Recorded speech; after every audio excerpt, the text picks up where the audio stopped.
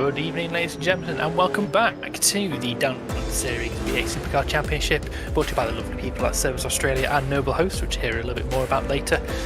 We are here after a bit of a broadcast issue from the last round out here at Winton Raceway this evening for the next round of the championship.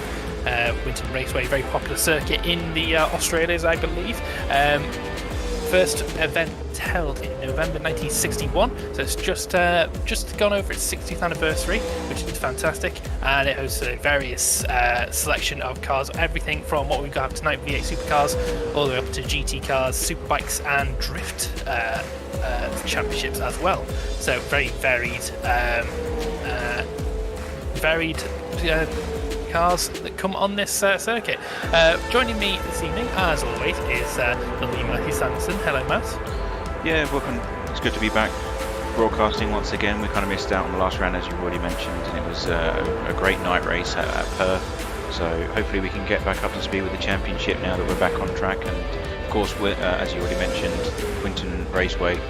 Great combination of corners, got some long straights, some technical right-handers, and a few chicanes at the back in Sector 2 as well. So very narrow circuit, as we've seen throughout the championship. So fingers crossed we're going to see some spicy action in this V8 championship once again. Yeah, absolutely. Just in the first laps of qualifying here, Wayne Walker, the championship leader, is currently setting the pace once again with the 117.9. He's the first person in the 17s, followed fairly close by Craig Broadbent from Racetech Steel Racing, who is on a 118.0. Now Craig's got the pace once again, it seems, for what I've seen in practice, but the luck so far in this championship not been with him, so he's hoping for some good results tonight. Third position provision, we have Daniel Optisano as well, the main challenger to the title with Wayne Walker. He's currently on a 118.8. I'm assuming he'll be going a bit quicker come the final stages of qualifying as well. And we've got Mark Young in the Peanut Racing number 7 car in fourth position with 119.1, and then Brett Gooden in the Starship Racing car in the with a 1 minute 19.253 in fifth position. So yeah, as you said, Matt, it's a very good combination of kind of high-speed corners, long kind of flowing corners, and straights as well. So I'm assuming we'll see plenty of action this evening. These big old V8 supercars jostling for position around the relatively tight track. It's going to be, once again, quite an exciting evening of racing this evening. Yeah, it's the same format as before. We've got two 40-minute races. I'm expecting to see a lot of tussling between the front runners. Of course, Wayne Walker doing a very good job in his championship so far once again. Craig Broadbent's always been up there in qualifying wise. He's got the pace, just needs a bit of good luck. He's always seems to be caught out one way or another, unfortunately, but he might be someone to look out for. He's always up the front. And of course, as you mentioned, the number 4 Daniel, he's always really fast, and he's been taking the fight to Wayne this season. He could be a potential threat. And even, I don't know if we've got Stephen White with us this afternoon or this evening. He's obviously won a few races already, especially at Melbourne Grand Prix. He won there, so not too sure, but it doesn't look like he's on the list, unfortunately, for this particular round. He did say he was taking a slight backseat after going hardcore for the last 3 seasons, so maybe we'll see him in the next few rounds as well. Yep, hopefully. He's one of those guys, again, with the pace, just not quite able to match it with the top 2 guys, but Craig Broadbent, I think, is going to be doing a good job here to kind of split up that pack, and as I said, hopefully just get some luck. It all started in the first round. He had all the pace in qualifying, but just connection issues causing all sorts of havoc and getting caught up in incidents here, there, and everywhere. Poor Craig. He wants a good result, and hopefully he'll be able to claw something together this evening. But yeah, Wayne Walker, he just seemed he seemed quite untouchable for most of the season. He had some issues in Melbourne in the reverse grid race. He was caught in a couple of accidents, but he still managed to really drag that car through the field, really showing why he is a multiple champion in this series. But yeah, Daniel Optisano, he is the main kind of protagonist in this championship fight, really taking it to Wayne Walker and showing his worth. So we'll see if what he can do. He's managed to improve his time a little bit. This Opadisano, he's on a 118.4 now, so gained about 3 cents of a second. Not quite able to get onto the back of Craig Broadbent yet in the race tech car, but still plenty of time left to go in this qualifying session. Once again, relatively low lap times. We've noticed. I've noticed anyway. The lap times aren't normally quite long in so far. So they're all hovering around the sub 1 minute to 1 minute 20 lap time. So plenty of opportunity to get a lot of laps in the qualifying session here. Yeah, of course, I take it you're referring to Tasmania, where we had lap times coming in under 1 minute. I think it was like 58, 59 seconds during qualifying, so it was a very fast weekend for the guys on track. This one's going to be slightly slower paced, so I'm sure they'll enjoy the long straights here at Winton, be able to relax in between the corners, so to speak.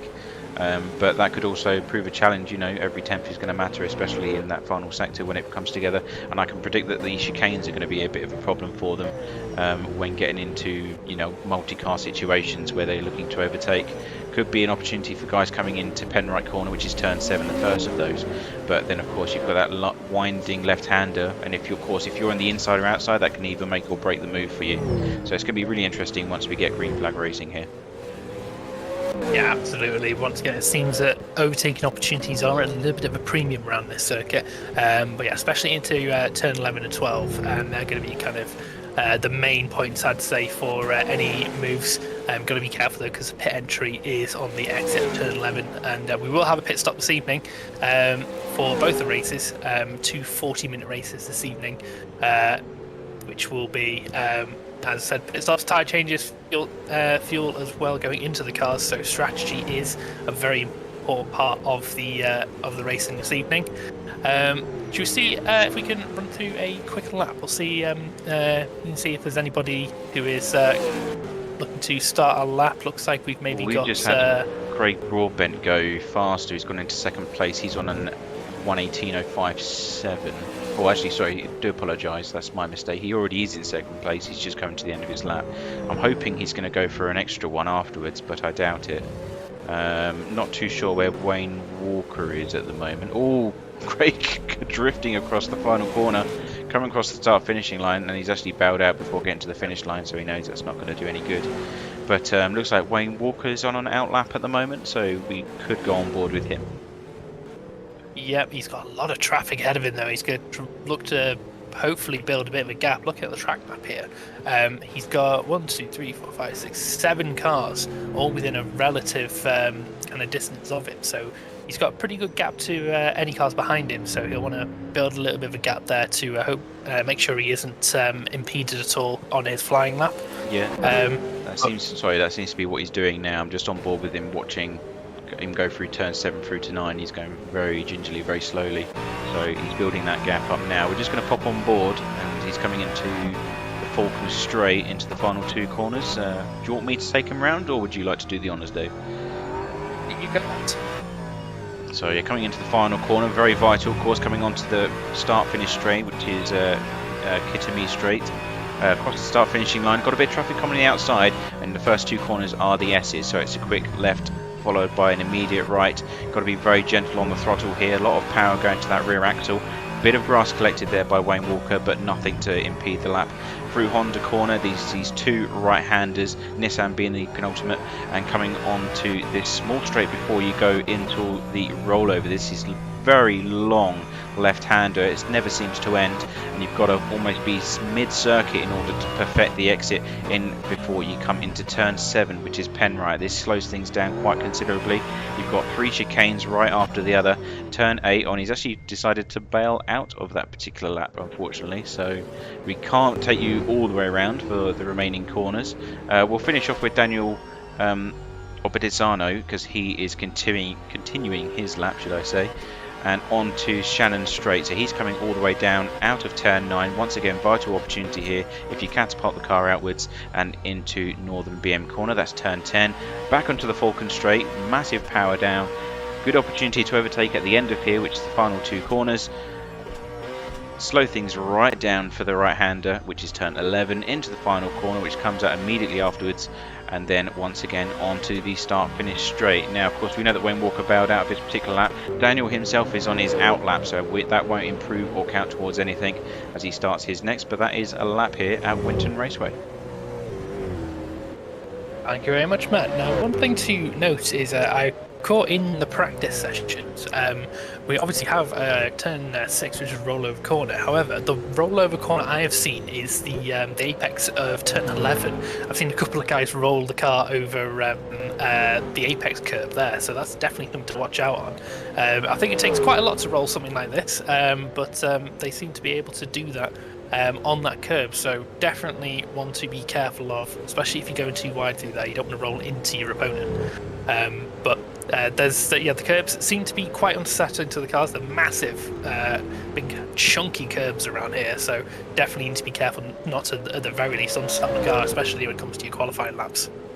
Yeah, it's one of the fastest corners here as well. You've got to remember that. So you've got all that speed being carried through the apex, and then it's you flick the car to the right. So obviously all of that momentum goes onto the other side of the car. So if you hit the curb at that same time, I can imagine or quite easily see how it would flip the cars right over. That's a lot of energy being transferred from going from one direction to the other. Opedisano coming across the line here, he goes second place, so it's 1:18.017, so not quite able to break into the 1:17s, but he's gone quicker than Craig Broadbent by not a lot, by 4 hundredths of a second. He's back in the pits to obviously go out once again, but he's running out of time to do it. He might not have time to get out. He's he's leaving the pits now, is Opedisano, so if he's quick, he might be able to get another lap in, but it's going to be very tight for him. Wayne Walker has improved as well at some point on track. He is on a 1:17.808 now, so he's gained another 10th on his best lap time. So we'll see. He's coming around, I think, through Kitomi now, Kitomi corner, and is going to be able to set one more lap in this qualifying session. And as he goes very wide of the apex of Wayne Walker there, he's able to gather it back up and head towards the final two corners, but definitely going to have enough time to set another lap. Not too sure, no, definitely not Opedisano. He is back in the pits, so that is his qualifying over. Then Opedisano at best can hope for a second position. Craig Broadbent can definitely improve though. He's I did see it in the practice sessions, he was in the 17s as well, so he's got a little bit of time to find, and he could possibly usurp the two cars. Wayne Walker back in the pits as well, he's happy with his times, so the man who can ruin the party here for these two is Craig Broadbent. He comes through Penrite corner. Yeah, a bit sideways there as well. You saw the back end trying to step out, as it is that for turn 8 as well, so he's really pushing this Mustang at the moment. He's gone green in sector 1. It's just slightly slower than Wayne Walker, but it's an up on Daniel, who sits in second at the moment. He just needs to find that slither of time in order to go up onto the front row. He's improved in sector 2 as well. That's slightly faster again than Daniel by 0.4 thousandths of a second, so this could be the fine margin that he's looking for. It all comes down to the third sector though, if he can bring it together once and for all. We know that he's quite fast in qualifying, and he comes over to the start finishing line now. Is it going to be enough to go up into the second row though? He comes across now. Yes, it is. That is a really good time, 1:17.903. It's not enough to claim pole position, but it is good enough to start alongside Wayne Walker, the championship leader at the moment, or championship defender, should I say. Yeah, absolutely, and that seems to be the biggest gap between Wayne Walker and Opedisano we've seen for quite a while in this series so far, about 0.2 of a second in qualifying. Normally they're within a tenth normally, so yeah, I don't think Opedisano is quite able to maximise his qualifying there, but fantastic work from Wayne Walker once again to put it on provisional pole for the moment, but I don't think there's going to be anybody on track now that can challenge that. And then Craig Broadbent as well, fantastic time for him to be on the front row alongside. All be down to the start though when it comes to that. But before we go through there, we'll just quickly run through your grid. So Wayne Walker is on pole with a 1:17.808, followed by Craig Broadbent, as I said, in the Race Tech Steel Racing car, a 1:17.903, so less than a tenth between the top two. Daniel Obertisano in third with a 1:18.017, and then Brett Gooden, fantastic result for him in fourth position. Fifth, we got Justin Bryce in a Trouble 3 car, and then sixth, Mark Young in the Peanut Racing car. Billy Ebenheiser and Stephen Dunn line up on the fourth row of the grid, and then we have Alex Kidas and Krasna Pucha Kianiawan as well alongside him in the top 10. Sean Stafford in the Pembrokeshire Racing car is in 11th, and Chris McLennan from the Noble Host Racing car as well is alongside him in 12th. Liam Tollett-Williams in 13th in the KTW Motorsports Holden. And then we have Paul Robson, the Paul Robson Racing Holden as well in the in 14th position. John Slow and Ashley Cutchy in 15th, 16th alongside them as well. And then Alex Davey and Matt Ogg in the row behind them. And then rounding off the field, we have Craig Stoddart in the BGS Racing Mustang, Bradley Martin, the Team Navy Racing car, and then on the back of the ring, we have John Wayne, the Old School Racing Mustang, to round off your grid of 21 drivers for this evening. Yeah, interesting qualifying once again. I think Obertisano really was able to maximise his times there. He wasn't quite able to get to the 117s, but he's got some work to do coming into the race now. He's got two cars ahead of him to deal with. Yeah, I mean, we've seen this before. Wayne Walker's very good at putting it on the line when it counts. He's very good at bringing a lap together. But unfortunately, that's not where the points are. He's been very strong so far this season, but we've had a few hiccups from him, and especially Daniel. He's been quite good at taking advantage early on in the race. We had a great race at Tasmania between the two of them, where they were pretty much coming out neck and neck after their pit stops. And I'm just looking forward to watching these guys go toe to toe. Of course, Melbourne wasn't a great weekend for Wayne Walker as well, so still strong results. As you said, he really did haul that car up into the front top 5, I believe, at Melbourne, which was really impressive stuff. But it was actually Stephen White that was able to claim that victory for that particular race. So I'm just excited to see Craig Broadbent up the front once again. He's had a bit of bad luck, as already mentioned. Hopefully he can actually bring something together this round. Obviously we didn't have the broadcast for the last race. I'm not too certain how his race weekend went. But fingers crossed we can have some good racing. Brett Gooden once again up there in the 88. Justin Bryce and Mark Young, they're all familiar faces, see in the top 10. They've always been going wheel to wheel, toe to toe. So also ones to look out for. Plenty of racing action between those two. Absolutely. One car that I was expected to be a little bit further up the order was Chris McLennan in the Noble Host Racing car. He's normally fighting on the fringes of the top 5, so he's currently down in 12th position, so he's got some work to do, I think, to bring himself back up the order. But we know Chris has got some pace behind him, and I'm sure he will be bringing it further up the field as well. But yeah, just while we are in the warm-up, we got about 2 minutes to go until the rigging for the race. We'll just run through quickly the one of the sponsors for this evening. So the race this evening brought to you by Service Australia. So Service Australia's mission is to help businesses accelerate their online growth through world-class cloud solutions. They were founded in 2006 and born from a desire to combat the lack of quality in the local web hosting market. Today they are providing multifaceted cloud solutions and professional service. The business has grown to be more than just service. They focus on their customers and deliver solutions that solve real business challenges.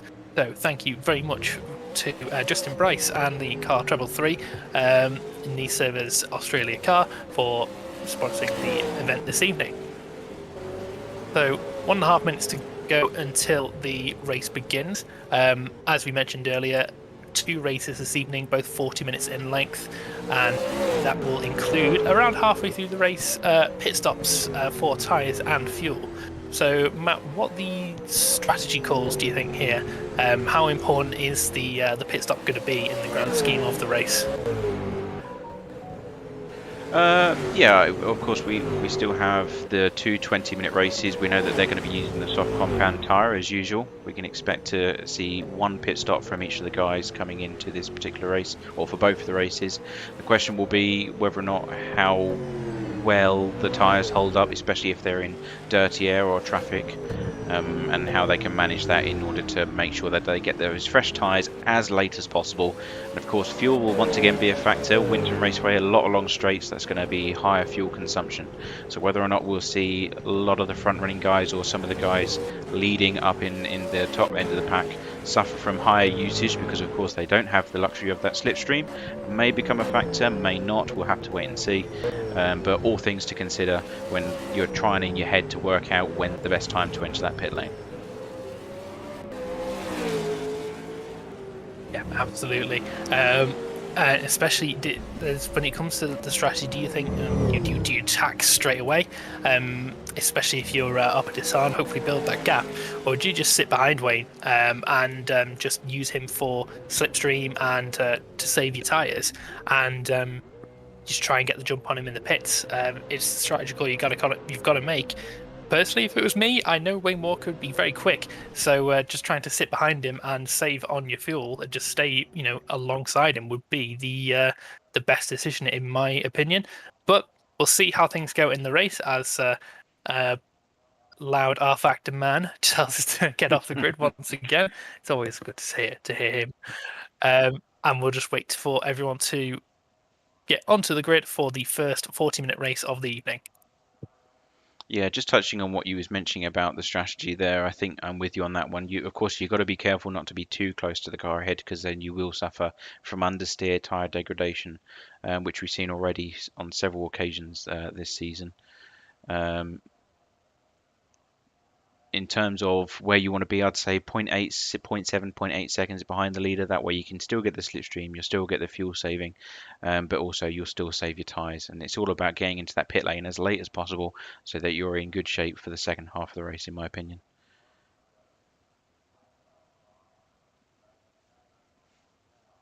Yeah, absolutely. So it looks like we've got everyone on the grid now. So the lights will come on momentarily, and we'll be underway with the new, better sounding cars, I may say. But lights are on. And we're away. It's a great start from Craig Broadbent. A lot of wheel spin there from Wayne Walker, and he's lost the lead already. But going into the first two corners, we'll see who can get the better jump. Daniel Pisano is under pressure. He's not under pressure, actually. He's got a fairly decent start, but side by side at the front is Wayne Walker to be able to come out ahead. He's on the grass, is Walker. He's been squeezed by Broadbent. He's lost out there. He's going to be challenging him as well. So not the best start from Wayne Walker. It's a bit uncharacteristic for him there. Getting a lot of wheel spin, but coming down through the footway straight now into turn 5. And it looks like everybody else has managed to get through the start fairly straightforward. No big incidents as far as I can see. But fantastic start from Broadbent there. He's now got the opportunity to control the pace and control the race going forwards now. Yeah, unfortunately we missed the start of the race there, thanks to the internet having a bit of a moment for some reason, changing over between sessions. I missed that, but it sounded like a really good start, Dave, so thank you for the helpful commentary of that. But yeah, Craig Broadbent off to a really good start. You've got that 3-car train now going into the second half of this first lap. Brett Gooden still holding on to P4, Justin Bryson, Mark Young, all still as they were at the start, but nice and clean so far. Yep, it looks like everybody is behaving themselves for the time being and getting settled into the race, but coming out of the final corner is Craig Broadbent there to lead the first lap of the race. But yeah, as said, fantastic start from him. Just got the jump on Wayne and just squeezed him towards the outside coming into Honda corner. He had to back out and or to avoid going into the gravel. So fantastic defensive manoeuvres, and that looks like Craig's starting to pull a little bit of a gap now. Coming through the first sector. Obisano in third position. He is challenging Wayne Walker, getting closer and closer to the back of the pink Walker Racing Mustang there. Coming into Penright corner now, a bit sideways there from Wayne Walker, but he's managing to gather it back up. But you can see already the gap that the top three are pulling here. Got about a second and a half to Brett Gooden, the Starship Racing car, in fourth position. So these three are very much in control of the pace in the opening stages of the race. We're getting very close there. Was Wayne Walker under braking coming into the Northern BM corner, which is turn 10. It looks like Daniel may have an opportunity here. He's looking down the inside into the final two corners. He's got a nose in on that Mustang at the moment, but it got snapped off again. Wayne Walker back into that position, but very close moment there between those two. just didn't quite have the room there, did Albitano, to make the move stick. Obviously got to be careful on those very high curves, not to unsettle the car and possibly flip the car, as we've seen in practice. So good move to get out of that one before it got ugly in the opening stages, but he's still right on the back, and that does help Craig Broadbent just to widen that gap ever so slightly to possibly start breaking out the slipstream range within the next lap or two. Got a good fight between Brett Gooden and Justin Bryce starting to develop as well. Just behind those top three positions, they are staying firmly together. You've got Mark Young just slightly in the background. He's starting to fall back maybe into the jaws of Billy Evenhauser. But yeah, some good action still going on. No overtaking just as of yet. Probably still waiting to see when the best opportunity is. But all coming together so far in this race.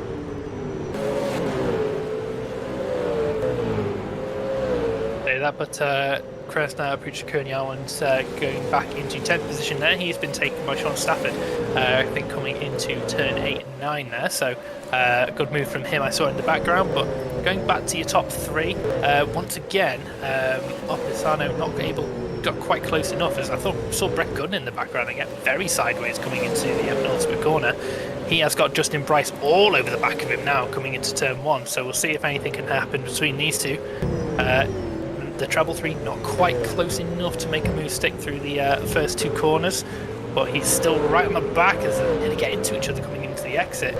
That's the back end of the Starship racing car, really not planted as planted as Brett Gooden would like it to be, it seems, but once again get very squirrely in the exit, and that's compromising Justin Bryce as well, as he's not able to get the power down as soon as he wants to, because he's got to avoid going to the back of the car in fourth. So these two are battling. Oh, is that Opisano and Walker side by side there coming through turn 8?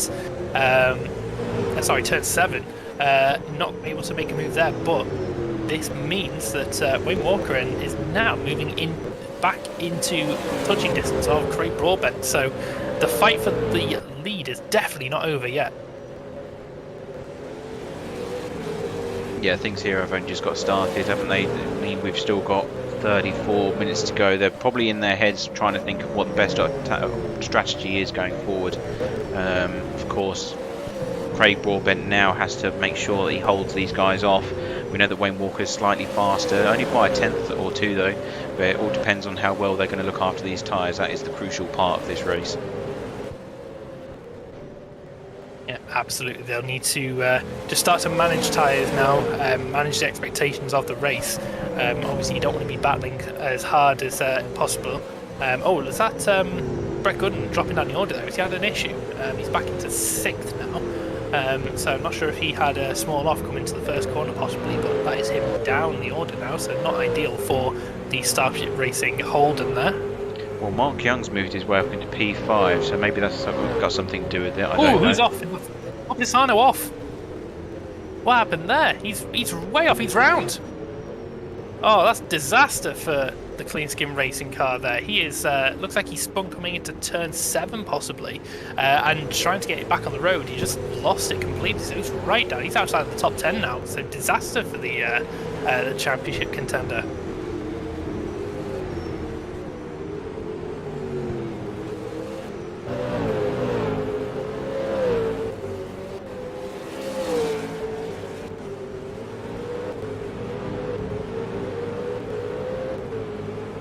All eyes on Craig Broadbent then. He's been left on his own. Sorry to interrupt you there, Dave. Of course, now he's got... at least he knew that Daniel was a wingman, so to speak. He was up front with Wayne Walker, but now it's just a 1v1, so the pressure may have increased just slightly inside that cockpit. Holding off that purple Mustang will not be an easy task, and of course Wayne Walker probably now not having to think about his rear view mirrors, just the one car ahead of him, and that's going to be a good thing on his mind at the moment. So whether or not he'll apply the pressure straight away, we'll have to wait and see, but the dynamics of this race have certainly just changed after Daniel's spin there.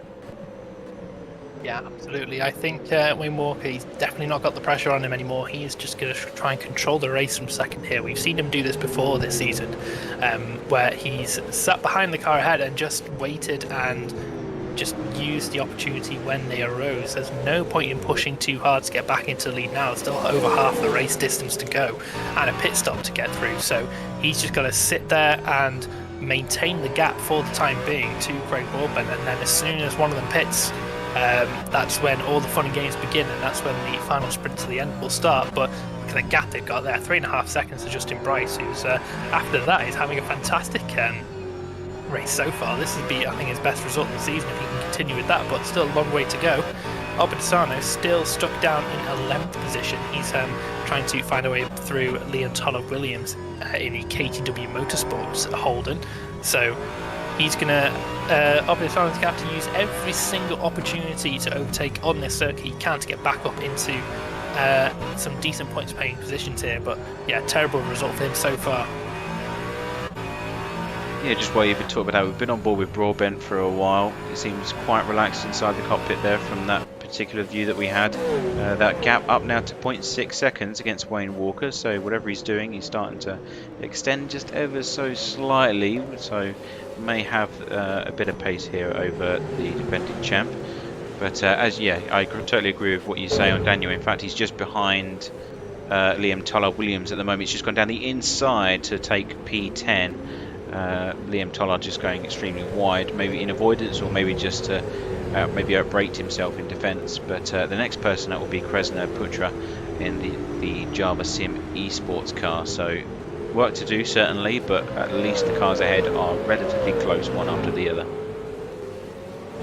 Yeah, absolutely. He's going to have some fun trying to get back through the field here. So looking, just in kind of the mid top 10 here, the top 5 or so. Brett Gooden, he is in 5th position now after his small issue he had there.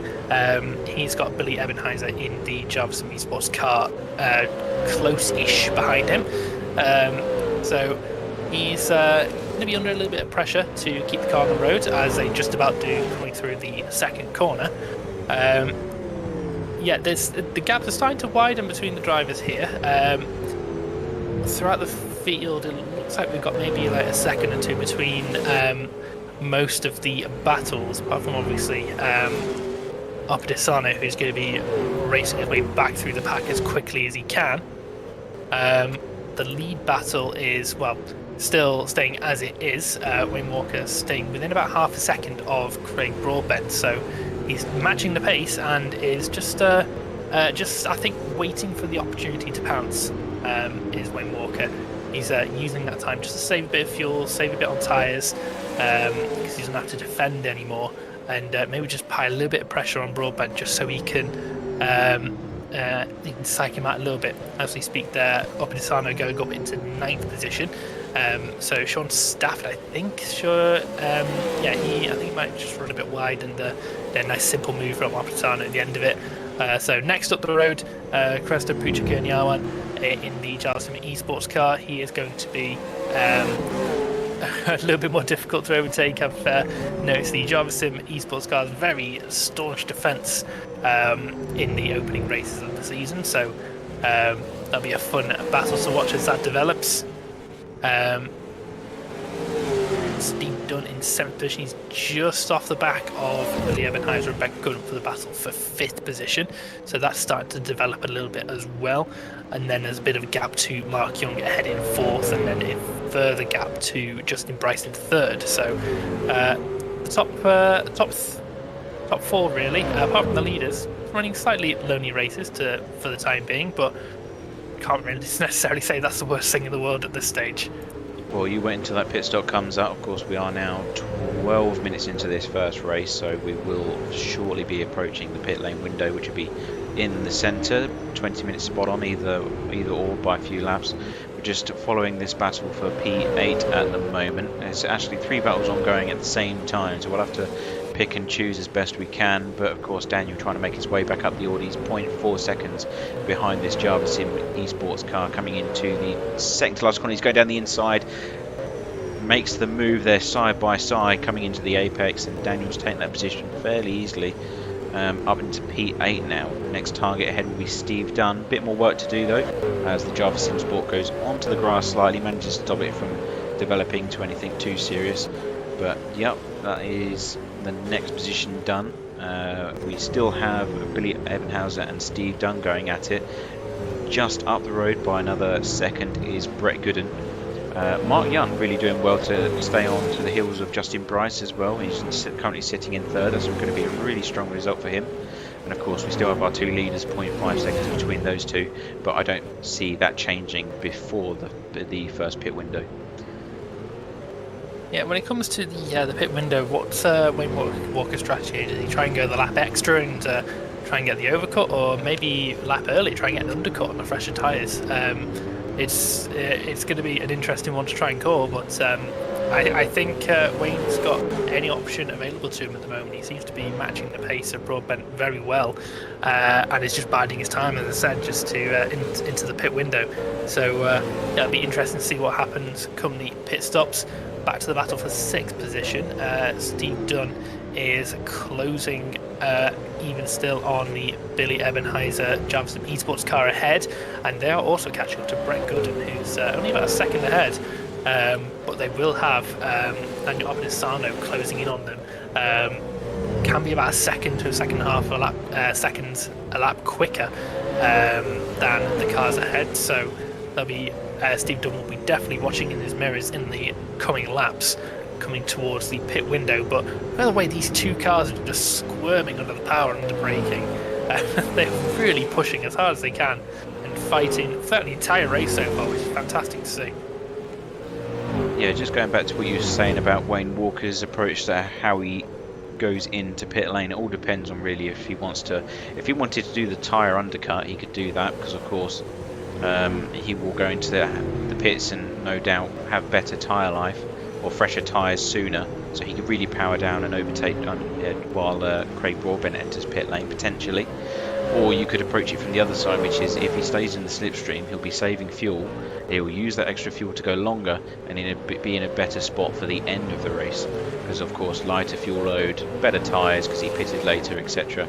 So it depends on how he wants to approach it. Does he want to lead after the pit stop, or does he want to attack at the end? That is the question. Yeah, absolutely. And one thing to look out for as well is traffic. Not necessarily too much traffic at the moment, but come towards the end of the pit window, there's going to be a lot of lap traffic for them both to deal with. So definitely something to watch out for coming into that stage as well. That's one thing to consider in the strategy as well. Is Wayne Walker going to be caught up in traffic? Does he want to use the traffic to his advantage to try and get better exits and kind of overtake Craig Broadbent? So we'll see. There's still over half the race distance to go, and a pit stop in that as well. So lots of questions to answer, which I'm sure will be answered very soon. Yeah, when we actually get to the checker flag, I'm sure they'll divulge their approach to the race and fingers crossed give us an insight into what they're going to do for the second race. Of course, for those that are new to the series, if you haven't watched before, the results of the first race will roll over to the second race for this afternoon. So this is actually quite important because of course there's no reverse grid like we had at the previous round, so they are going to start where they finished basically. Absolutely, it looks like someone's very way up in the background now, looking at Wayne Walker in the lead too. I think someone may be coming into pit lane.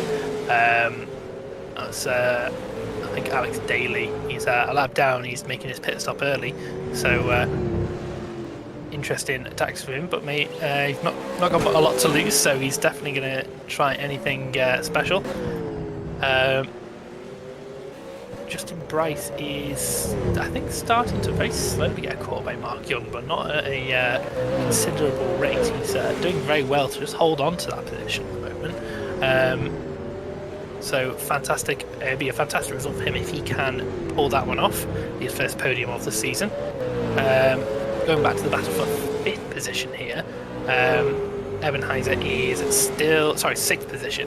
Ebenheiser is still under pressure from Steve Dunn, but Steve not quite able to close in as he goes very wide there into turn 7. No idea how he got that stopped, but that is leaving Obenisano to close hand over fist on them. You can see he is closing it quicker and quicker every lap. Yeah, he seems to be a good battle between these three. Gooden's just holding on in there. He's lost a bit of ground. It was up to about 1.8 seconds. So that advantage has slowly been sliced away by Billy Ebenhauser there. and Steve Dunn has just stayed firmly attached to the back of that Java Sims esports car. So we could see a three-way fight coming out. And of course, just in the background there, that camera shot coming through the apex of that penultimate corner is Daniel in the number 4, who is really on a charge. His last lap times, as you mentioned earlier, is 1.5 seconds faster than any of the guys up ahead of him. So he's certainly going to become a factor very shortly. But whether or not he wants to go into the pit lane before he gets to them, because of course time is a factor here. You've got 2 minutes technically till you get to the halfway point of this race. So will he want to overtake them and do the battle and lose time effectively that way, or will he undercut them all and hopefully come out ahead of them after he's into pit lane? Speaking of pit stops, Wayne Walker and Craig Broadbent have just made their pit stops at the same time, so just before the halfway point. So interesting there to see them go not even halfway.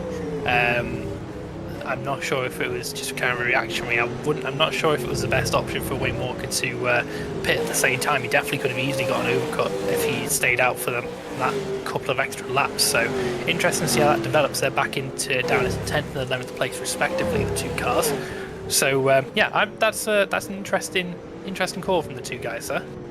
Now the question is, are they going to have to fuel save to get to the end now? Because we know how thirsty these cars are, especially at a high-speed circuit like this. It could be that they had to go into the pits because of course their pace is so high in comparison to the others. I mean, their fastest lap was a 119.5. You compare that to the lower end of the grid, they're in 120s at the moment. There's a few guys like Daniel who are in the 19s as well, but besides that, everyone else seems to be taking it relatively easy in the 20s.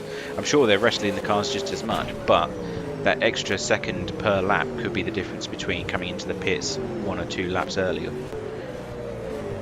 Yeah, absolutely. Looks like Wayne Walker is backing off ever so slightly. He's dropped back maybe a few tenths on Craig Broadbent as 4 other people make their pit stops as well.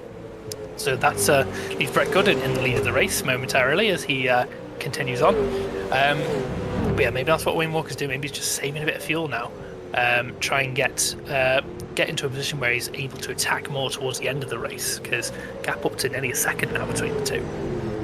Well, this could actually play into the hands of Daniel at the moment. He's currently sitting in 3rd. He's got a bit of traffic ahead of him in the form of Steve Dunn and of course Brett Gooden. He's starting to pull away slightly himself, but if he can undercut it, he might be able to jump these positions and potentially get into a stronger spot for the second half of the race, all depending on, of course, what everyone else does at the moment. So could be about to save this race, potentially. We'll have to wait and see. 19 minutes left now, so we are firmly into the second half of the race. And you see now Steve Dunn entering pit lane, so another one breaks away, and it looks like Daniel is going to go a bit longer and hope for a better half of the second race. Yeah, he's hoping to have the fresh tyres towards the end of the race. So maybe maybe the fuel situation for Oppisano is looking a little bit better.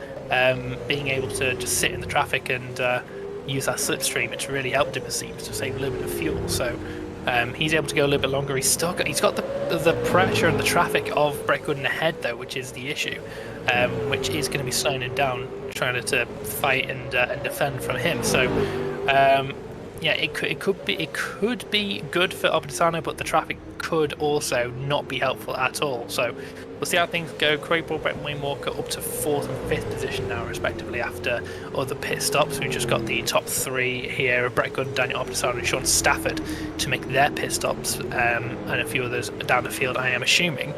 But yeah, interesting that he's able to. David's gone for the move. He's gone for the overtake. You can see he's been pushing this last lap, made up 0.8 seconds from the start finishing line. Daniel now into the lead of the race. I've got a little slight hunch that maybe this is his in lap, because the last lap was a 22. That's quite slow when you think about it in comparison to what his best lap is, which is a 19. And he's actually going to stay out. He's going to continue on. Brett Gooden in the meantime goes into pit lane. Mark Young staying out as well, going for the long run. So it looks like Daniel is now starting to really push. Last lap as he comes across the line is a 22 again, but that's with the overtake, mind you. So we'll see what he can do for his in lap. Yeah, very interesting.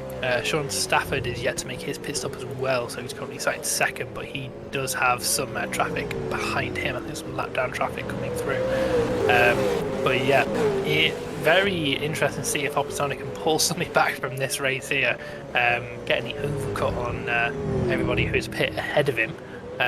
He seems like he's flying at the moment. Not got any traffic to worry about now. He's just got that fuel to burn and the tyres to burn as well. So nothing holding him back now. We'll see what the times are, and if he comes into the pits at the end of this lap, I'll be surprised if he can make it another lap.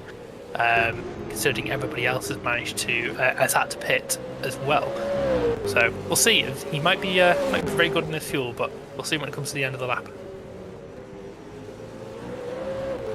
Coming on to Falcon Straight now. This will be the moment that I believe he'll come into pit lane. I mean, we've got 16 minutes left, sorry. No, he's still going. This is incredible. This is I don't know how he's doing it, to be honest. It must be where he span out and he's been spending his time in traffic, and he must be saving it in fuel mode and waiting for this moment where he can start to push. Last lap was a 21, so it's still not perfect kind of pace for him. The leaders are currently setting 120s, low 120s and high 19s. That's Craig Broadbent still leading Wayne Walker. They're both finding themselves in second and third place once again. So they're back in track position essentially once Daniel comes in to pit lane. But the question is, where will Daniel re-emerge? Because he's got to be using this time right now to overcut them before entering the pits and getting those fresh tyres. Then he can really start to hammer down and chase the leaders, or at least a podium position. Yeah, I don't think he's going to be necessarily challenging for the win. He's only got about 12 seconds to Craig Broadbent, which is less than a pit stop here, but definitely towards the fringes of a podium. He can pull this one back, I think. Yes. A smart way to do it. He can push well. Oh, he's gone off. That's a big mistake, Opitano there. Just locked the brakes coming into turn 10. And yeah, that's a lot of time that he had gained. He has just thrown away. So maybe this will be the lap he decides to dive into the pit lane. Yeah. And yep, there he goes. Not sure if that was 100% intentional. He went quite wide after the exit there, but yeah, that was an unfortunate mistake by Opitano. Hopefully he's not going to lose too much time from it, but he could have gained a lot more.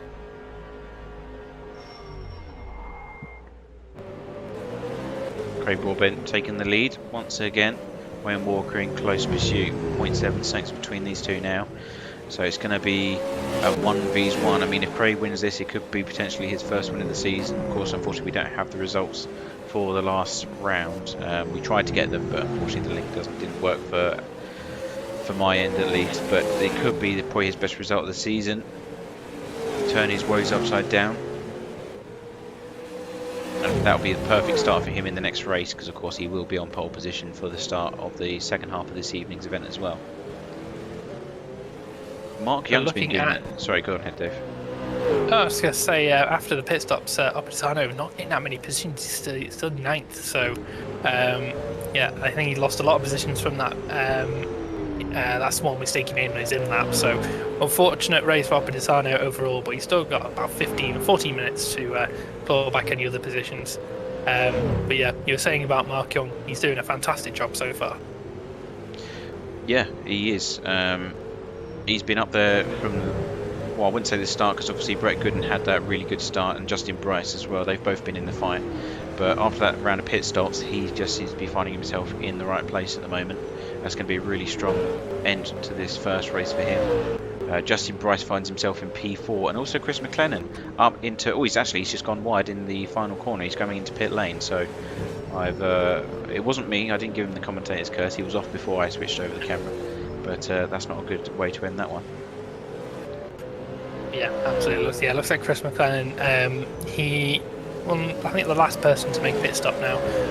He was running, I think, in 12th position before the pit stops happened. So not been the best of races for Chris. He's normally a little bit further up. So maybe Winton not the best of circuits for him.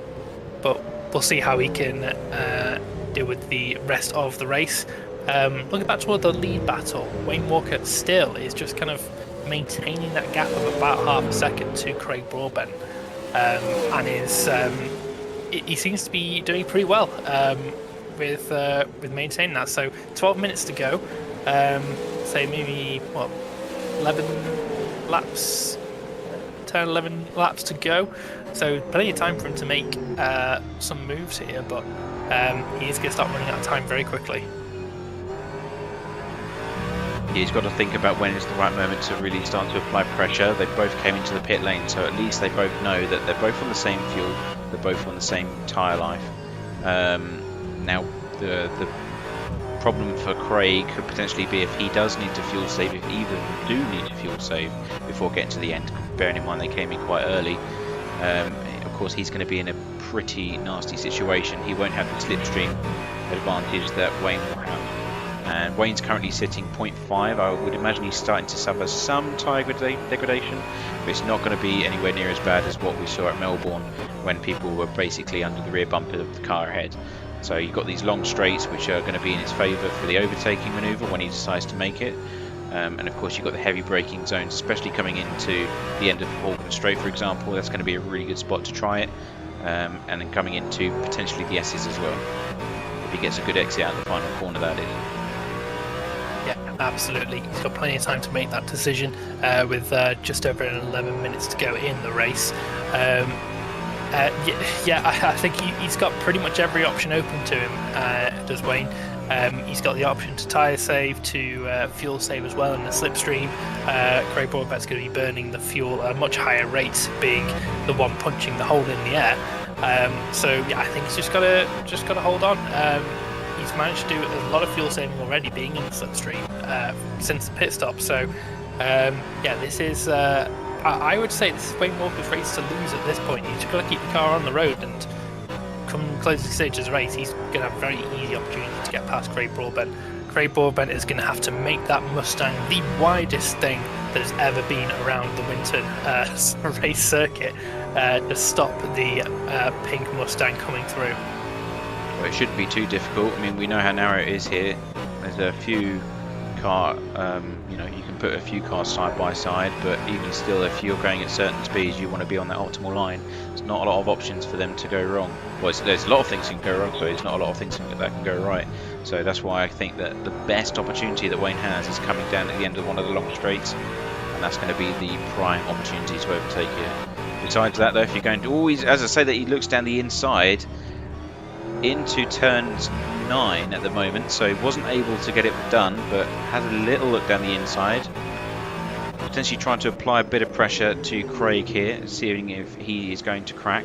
And there's a car wide, that is the 78, I believe, or 76 maybe, Bradley Martin potentially, but anyway, back to this battle between these two. Craig's just getting out of the way there.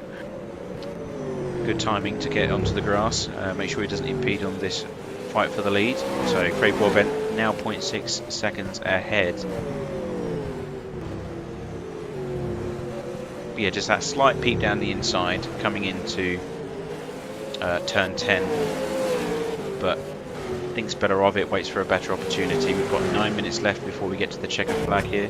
We've got another battle unfolding between Brett Gooden and Daniel at the moment. We'll keep an eye on that as best we can, but focusing on the lead for now as they come down into Sector 2. They're both on very similar lap times coming across the start-finish line. In fact, Craig was slightly faster than Wayne that time by 0.2, but of course I suspect that was because of the look down the inside.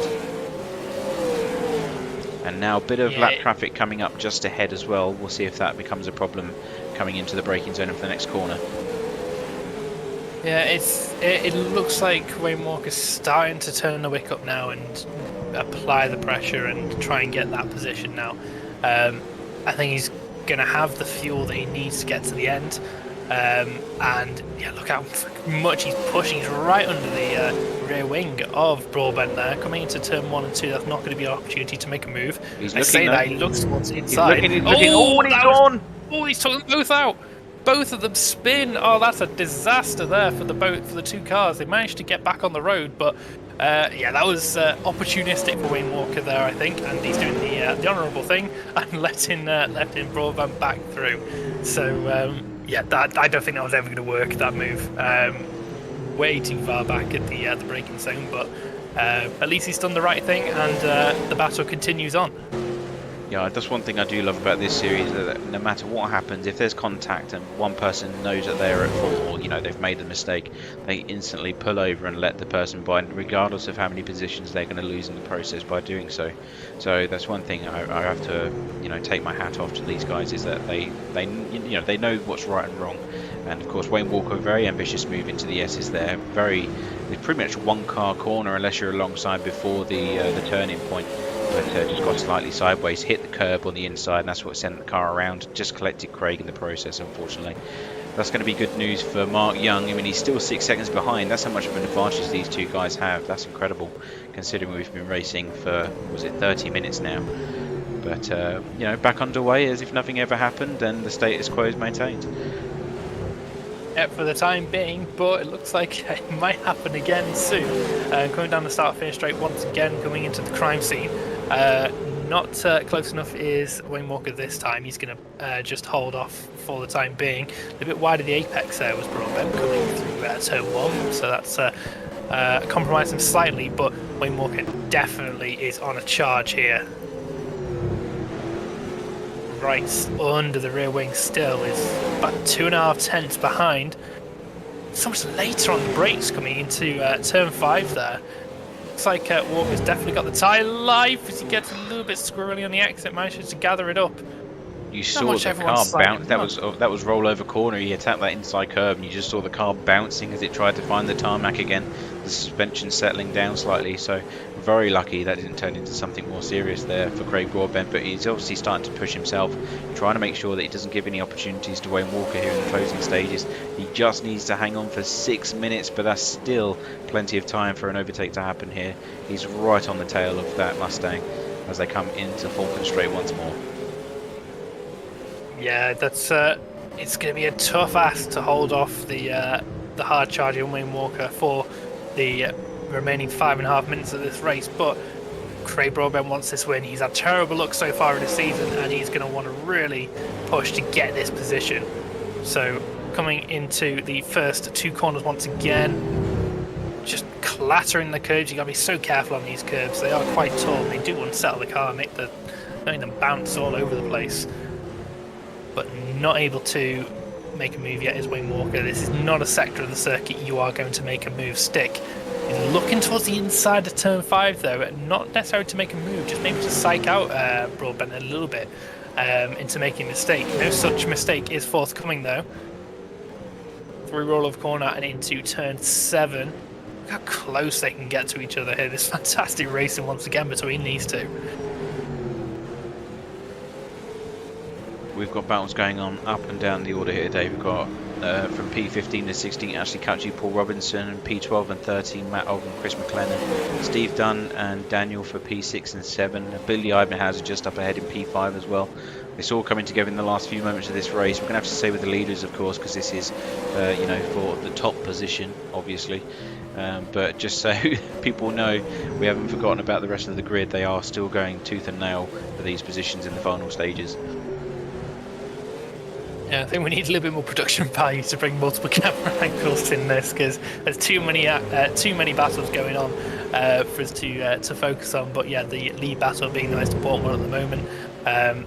Once again, coming through the first 2 corners, looks like Broadbent's managed to build a little bit of a gap now. Maybe Wayne Walker's just backing off a little bit, cool the tyres down, cool himself down, and just maybe try again in the closing lap, because we're not going to very quickly run out of time here. Out of all this as well, the fastest lap of the race so far is with Daniel Pisano, 1 minute 19.1, which is insanely quick. That's 4 tenths quicker than Wayne Walker, nearly half a second quicker than the top 2 cars. So he is really flying there. It's unfortunate that he's stuck all down in 7th, but he is fighting away with Steve Dunn as well for the top 5 position with Billy Ebenheiser as well. So going to the closing stage as well, that's a battle to keep an eye on as he goes towards the inside. What a fantastic move there from Opisano. If he can get it stuck, he's going to be on the outside coming into turn 8 there. And he's gone all the way around the outside and he's done it. Fantastic move there from Opisano, up into 6th position. Very opportunistic move late in the brakes into turn 7 and just managed to get it done. And he is roaring down the road now. Has he got some connection issues possibly there. Yeah, he but disappeared on my screen for a little while as well, but he's reappeared in position, so luckily nothing too serious. Yeah, looks like we're all good. I need to get chased down. Billy Ebenheiser there for 5th position, coming into the last 2 laps of the race now. Back in the lead 2 now. Wayne Walker close once again. He's making another charge now on the lead. He's within 2 tenths. There's a little bit of lap traffic ahead of the lead pair, which is going to have to keep an eye on. Oh, very little late tap there. Yeah, a little bit of a get on with it there from Wayne Walker. Looks like he tried to make a late move, but just wasn't able to get it done. A bit too late, it seems. But no harm done.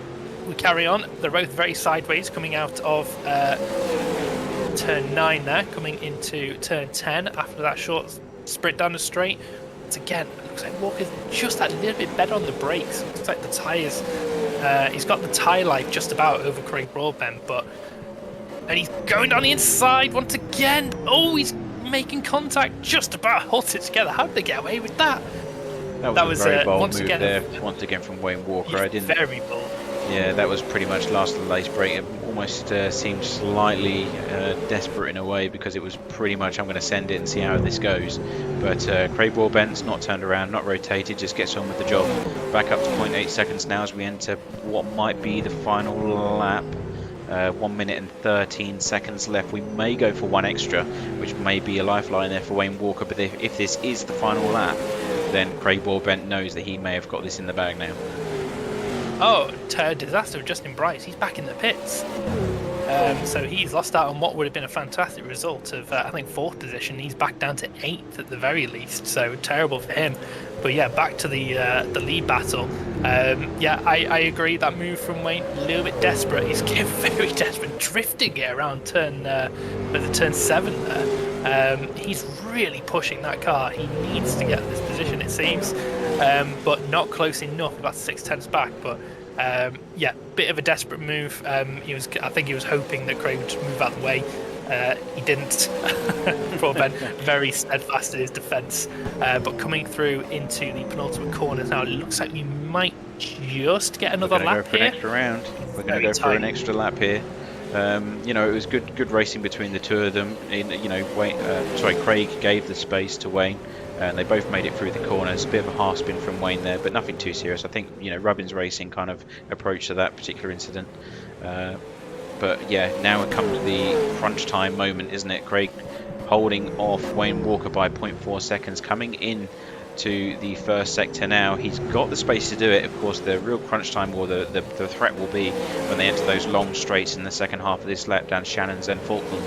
So we'll see how those pan out. He just needs to maintain that gap as much as he possibly can to minimise the impact of those straights. Yeah, this is the absolute last opportunity for Wayne Walker now. Every corner leading up to the straights needs to be pin perfect. A bit sideways coming through there, a little bit wide from Broadbent as well. They're fighting tooth and nail, these guys, for the win here. This will be a fantastic result for both of them if they can pull this off. Coming onto the straight now into turn 10. Not close enough is Wayne Walker. Is he going to have a good run on the exit? He needs to have one if he wants to have a chance into the final corners. It seems pretty good. 3.5 tenths. The gap's closing. Who's going to be latest on the brakes? It's not going to quite be Wayne Walker. Oh, he's got the inside. But saying that, he does, but shut the door goes Craig Broadbent. Going to be a run to the line, but I think it's going to be Craig Broadbent. Just about takes the win there. Fantastic result for him. He finally gets that run of bad luck ended, and just about holding on in the background there was Wayne Walker in second. Brilliant race from those two. And oh, contact at the end there. Looks like Mark Young, who is in 3rd position and just about will hold it. Is he run out of fuel? He's run out of fuel. Oh, and it's called massive contact. And that's Mark Young. I think he ran out of fuel, just stopped on the racing line, and he is going to just roll backwards. But Billy Ebenheiser ended up taking 3rd position there with Opitisano in 4th after power driving into the back of Mark Young. So terrible crash we had there. Steve Dunn managed to come home in 5th, and Brett Gooden in 6th position. So yeah, what on earth happened at the end there? That was so bizarre. Yeah, Mark Young not having a good time. He's still rolling slowly. Nearly causes contact with Chris McLennan as he sees him just at the last moment and switches over to the left-hand lane. But yeah, that's an unfortunate way to end the race. We was on board with Craig Broadbent as he was giving us a nice smile, obviously coming home for that race. But yeah, it doesn't look like it sounded too good as he's still rolling now. He might just get to the start-finishing line, but I doubt it, to be honest. Someone's going to need to give him a little push if they want to allow him to get some points. And he stops. Yeah, he's gone. Just stopped about oh dear. It's about 10 meters short of the line. That is so unfortunate. Someone needs we to got push. someone on the we got someone on cooldown lap. Then come help him. Oh no, he's given up. That's terrible. Terrible luck from Mark Young there to not finish about 10 meters from the line. But yeah, that was a stunning race. Once again, going right down to the wire. We've got the top two with us at the moment. We'll start with Craig. Fantastic result for you, Craig. Congratulations. That kind of ruins the end of the run of bad luck you've had there, doesn't it? I hope so. It's been a long time coming this year, but finally pulled one off. But Wayne didn't make it easy. That was bloody hard work. So we noticed you both pitted very early, just before the halfway point. Was fuel a bit of an issue in that race? No, I just pitted early because I know Wayne by now, and I knew he was going to go in early, so I figured I'd get in there first. Oh, fantastic! Well, in terms of momentum for the next race, do you reckon you can pull that back and get yourself a double win, or you can see how that goes in the next race? I'd love to, but I think I'm pretty exhausted, so I don't know if I've got much left to give. I'll give it my best shot, though. Well, Wayne definitely didn't hear that. But speaking of that, Wayne, once again, you and Craig providing us with a fantastic race up until the end. And brilliant result for you there. Managed to come home in second. Not quite the win, though. Yeah, this track, it's probably one of the hardest tracks we race at to pass on. And when Craig got the better start, I was planning to undercut and try and get in front of him that way, but on the lap that I decided to pit on, he pitted as well, so that didn't work. And if I had kept going, I would have lost more time, sort of with worn out tyres. So yeah, I chose to pit, and yeah, just for the second stint, just couldn't get past. Like once I tried to go up the inside, we touched and spun, so had to redress and that. But yeah, awesome drive by Craig. Yeah, it was Thanks, fantastic. It was fantastic, fun and entertaining from our side. But yeah, in terms of race 2, you're hoping to get a bit of a better start just to get the jump on Craig and try and get into the lead to turn 1. Yeah, it's all about the start. I hope I can get a bit better one this time, but yeah, if not, pretty much same strategy as last race. Yeah, well, you say that, but we'll see how that goes in the race. I do have a feeling that being in second place off the start, being on the rubbered line, is a bit of an advantage, and that might have been why I jumped him. So yeah, we'll look out for that this time. Sort of think that. Well, it's good to see we're not too precious about strategies and everything. But once again, thank you both for providing the fantastic race. Congratulations on the results, and yeah, enjoy the next one. Yeah, thanks, Dave. Okay, and that's the top two finishes there. We didn't have Billy Ebenheiser come in, who I think he just got a bit of a surprise podium there. I don't think he was actually expecting to get it after. I don't know. I'm pretty sure Mark Young is sat there with his hands in his head in his hands. But yeah, that was a bizarre end to the race there, and thankfully damage doesn't carry over to the next race, otherwise Oppositano would have a bad time. But yeah, just before we get into the next race, got about a minute and a half until that comes on. We'll just quickly mention the other spots we have for this evening. So also brought to us this evening by Noble Host. So Noble Host is a low-cost, high-performance small business website and emailing hosting provider based in Melbourne. So if you need a toaster website, email account, or need that domain name purchased, just get in contact with Chris McLennan or visit the Noblehost website at www.noblehost.com.au. So thanks again to Chris McLennan and the Noblehost Racing Car, the number 3 car, for the sponsorship this evening, bring this event to us. So yeah, this is going to be a very interesting race. We've got obviously Broadbent and Wayne Walker in reverse positions now on the front of the grid, as Craig was saying. Wayne Walker now has the rubbered line, so he may be able to get a better start. Billy Ebenheiser in 3rd position. He's going to throw a spanner into the works, and then we've got Obadisano, who managed to recover quite well actually after his issues, into 4th position. So he's going to have the rubbered in line as well. So yeah, it's going to be interesting to see who can come out on top here. Yeah, I think Daniel's definitely going to be one to watch out for here. Of course, he had that bad first race, and if anything, that's going to be motivation to really push in the second one. We saw him made a few mistakes. Fingers crossed he's ironed those out and we can get a 3-way fight for the lead. Certainly, at the start of the first race that we just watched, we knew that Wayne and Craig were certainly conscious of his presence just behind them, fighting for the first place. So that could potentially be a threat. Once he gets past Billy, he still has to do that, of course, but that could be a potential threat in the second half of the race. Yeah, absolutely. It's going to be very exciting. We just come up to the end of the warm-up here. Looks like everybody is in the session and ready to go. So we will be moving on to the race session now. There he is, big loud R-Factor man. And then we are getting ready to line up on the grid. So yeah, we'll just quickly run through that. Craig Broadbent, after his win, is in 1st position with Wayne Walker in 2nd. After a very close finish in race 1. Billy Ebenheiser with the shocking, I think in his eyes, 3rd position, unexpected for sure. And then Daniel Obadisano in 4th position, great recovery from him after his issues early on in race 1. Steve Dunn in 5th in the Chequered racing car, and then 6th position we've got Brett Gooden. Kresna Pucho Kernyawan in the JavaScript Esports car in 7th, and Justin Bryson at Trouble 3 in 8th. He'll be looking to possibly get a better result now. He was on for a podium in race 1 until he had to come into the pits again. Sean Stafford in the Pembrite Racing car in 9th position, and then the top 10 round out by Liam Toller Williams in the KTW Motorsport car. Fantastic result in race 1 for him. But yeah, we're all on the grid now, and we are lining up. The lights are just coming on now.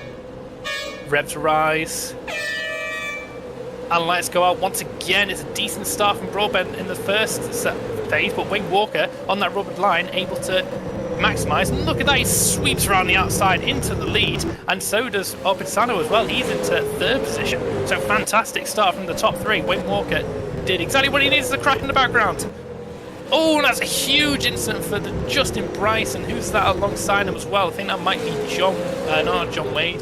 And Steve Dunn, yeah, he's involved as well. Oh, terrible re-entry there from the treble 3. That's caused a massive crash there. Looks like everyone managed to carry on. I think that was Alex Kidas who was collected by the treble 3, but everyone managed to carry on. There's going to be damage to Steve Dunn and Justin Bryce. Yeah, Steve Dunn's got no splitter on the front of his car. More contact in the lower end of the field as well, as Craig Stoddard and Bradley Martin are playing bumper cars, it seems. But we'll go back up to the front of the field. Look at the gap that Walker's got already. Yeah, it's already up to 1.5 seconds. That is incredible, really good stuff from Wayne there. Obviously knows exactly what Craig did last time. He's saying this isn't going to happen again. And of course, Craig now in the jaws of Daniel. He's got past Billy Ebenhauser right off the bat of this second race, and he's going to be fighting for that position now. Well, in fact, Daniel dropped off now in that final corner. Turn 11. So a bit of breathing space there for Craig. He can start to warm those tyres up. As he said, the pole position is the worst one to start off, and it came true to his words. You know, he had the better grip at the start of the race, did Wayne Walker. So now he's got to warm up his tyres, make sure he starts to attack. Yeah, you could see it happening because Craig Broadbent got the better start initially. He got the better kind of reaction time, but there just wasn't the grip on the dirty side of the track, and Walker was just able to just swing it round the outside coming into turn 1. I think he pretty much had it done before the start of the first corner, but More drama in the background there. Looks like that's John Wade without a splitter. Looks like he's had some incidents. Mark Young as well. Oh, look at that. Mark Young and who's that? I think Paul Robertson stationary on the exit of turn 7 there. Looks like they've had a coming together and they are right down the bottom of the order now. So carnage in the second race of the evening. Looks like everyone's getting a bit tired, it seems, from the first race. But hopefully everyone will start settling down. We'll get some decent racing coming in here. Pisano once again back in the chase for Craig Broadbent in third position. So battle for second, still well and truly on. But looks like it doesn't look like that clean skin racing car is. Oh, he's hit the wall. He's got wine hit the wall. That's big damage. He's carrying on, but he's gonna. Yeah, I think I saw some maybe some elements of the splitter come off. But yeah, I thought that car didn't seem right. He looked like he was really struggling for grip, and yeah, he just ran completely wide into the barriers. That's the thing we were saying about it. You know, you've got to get the tyres warmed up sufficiently in order to be able to attack. And of course, being in the slipstream, you're not going to get the same downforce as the car that's in clear air ahead. You know, he's puncturing the hole. You've pretty much got to hang on. So that's probably what happened. You know, cold tyres, combination of the two, and just got caught out, sliding left, and it was just enough to catch the left hand of that barrier. Yeah, it's really unfortunate for Pisano. This will be an evening to forget for him. An evening not someone won't want to forget is Ashley Kutcher. So far he's in 6th position. That's a fantastic role for the old school racing car. Don't normally see them in the top end of the field, but he's doing a fantastic job of capitalising on the mistakes of others, and he is really racing now and he's actually keeping pace with the other drivers. Someone who is setting his own pace, Wayne Walker, 1:18.616 was his fastest lap. Lap 2. So that was a storming lap there, and yeah, he's doing an incredible job at the moment. He's just so far ahead. He's in a class of his own at the moment.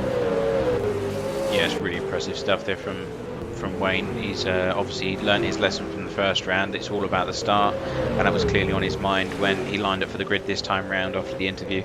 And it's going to be tough for Craig Broadbent now to regain that. He's already 3-4 seconds behind the leader now. He needs to really focus up and start to attack.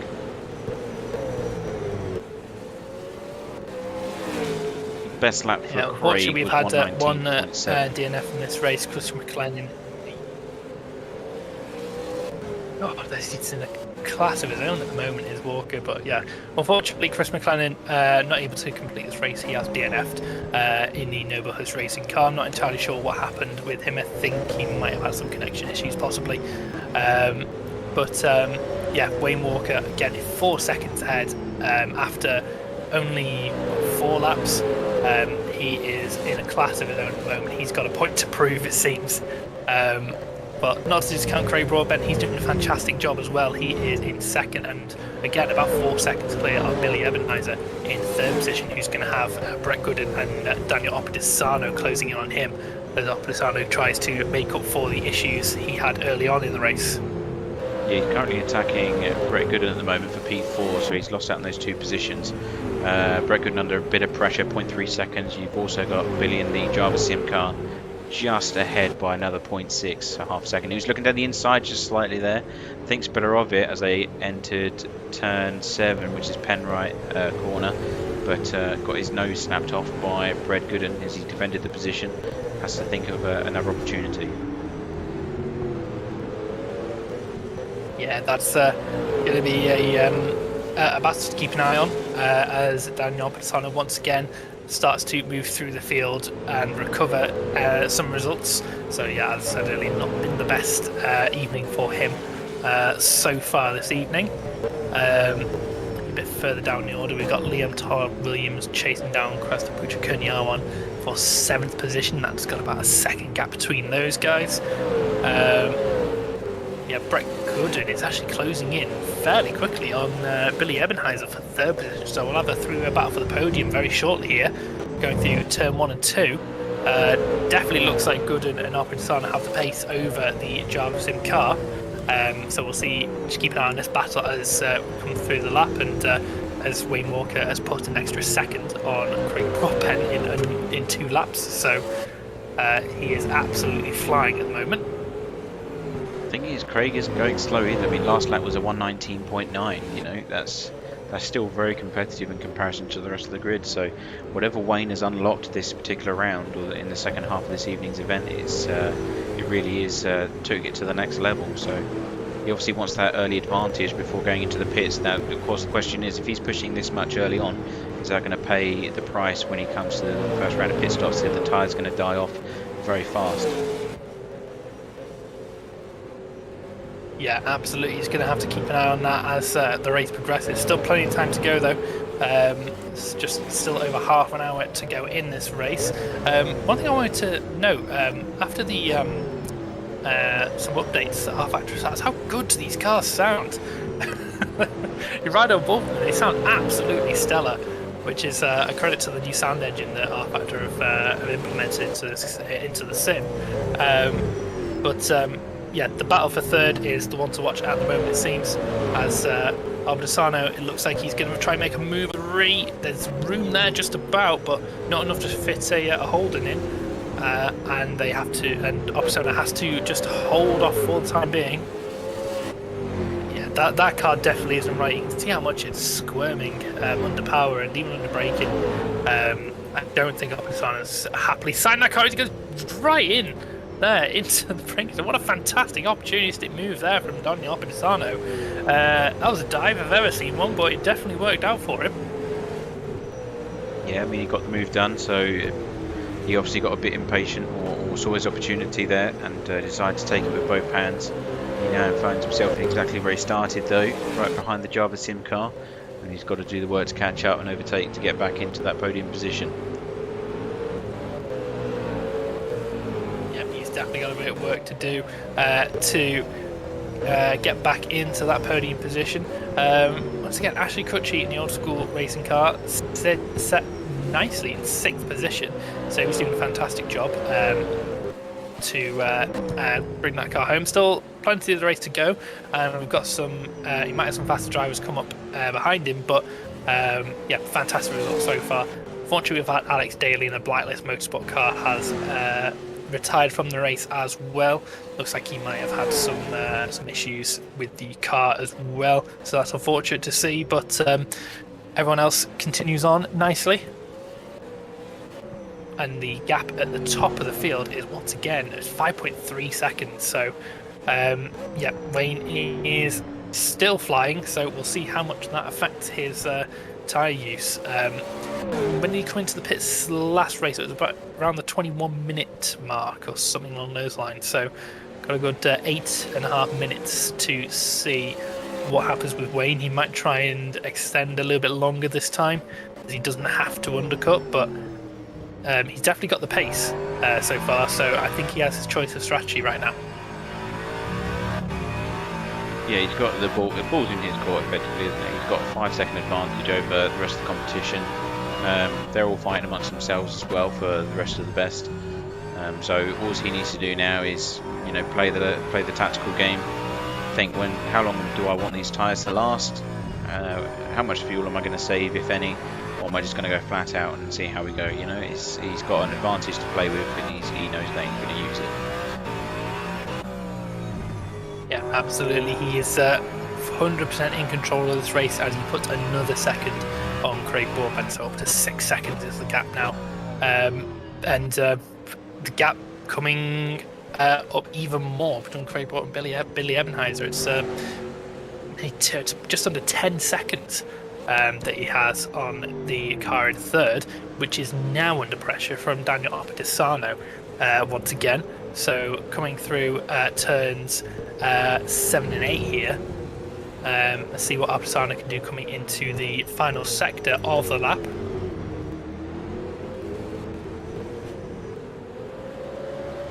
Turn 9, and we're braking into North BM corner now. Not going to be close enough, but he's definitely got the slipstream coming down the Falcon Straight.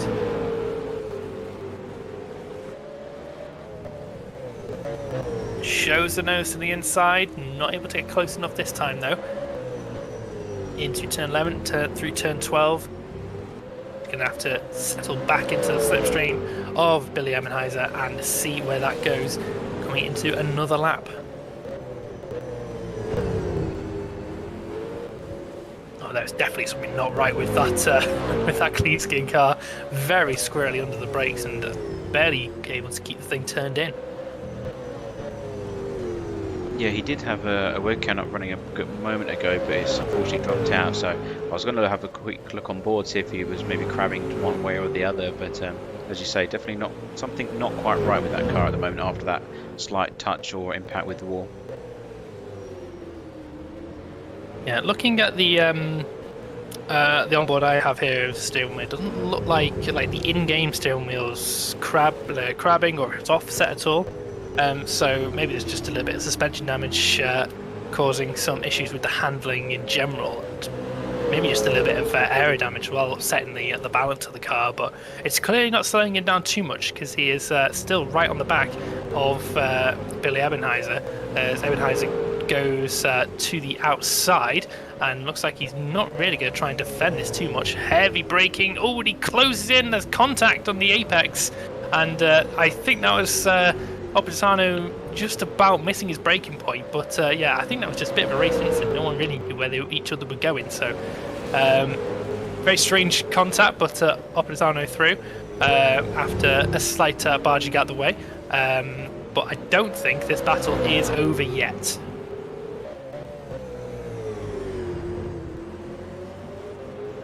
Oh, what's happened here? Craig Broadbent into the lead. What's happened to Wayne Walker? He's in the pits. Wayne Walker's in the pits. He's left. He's out.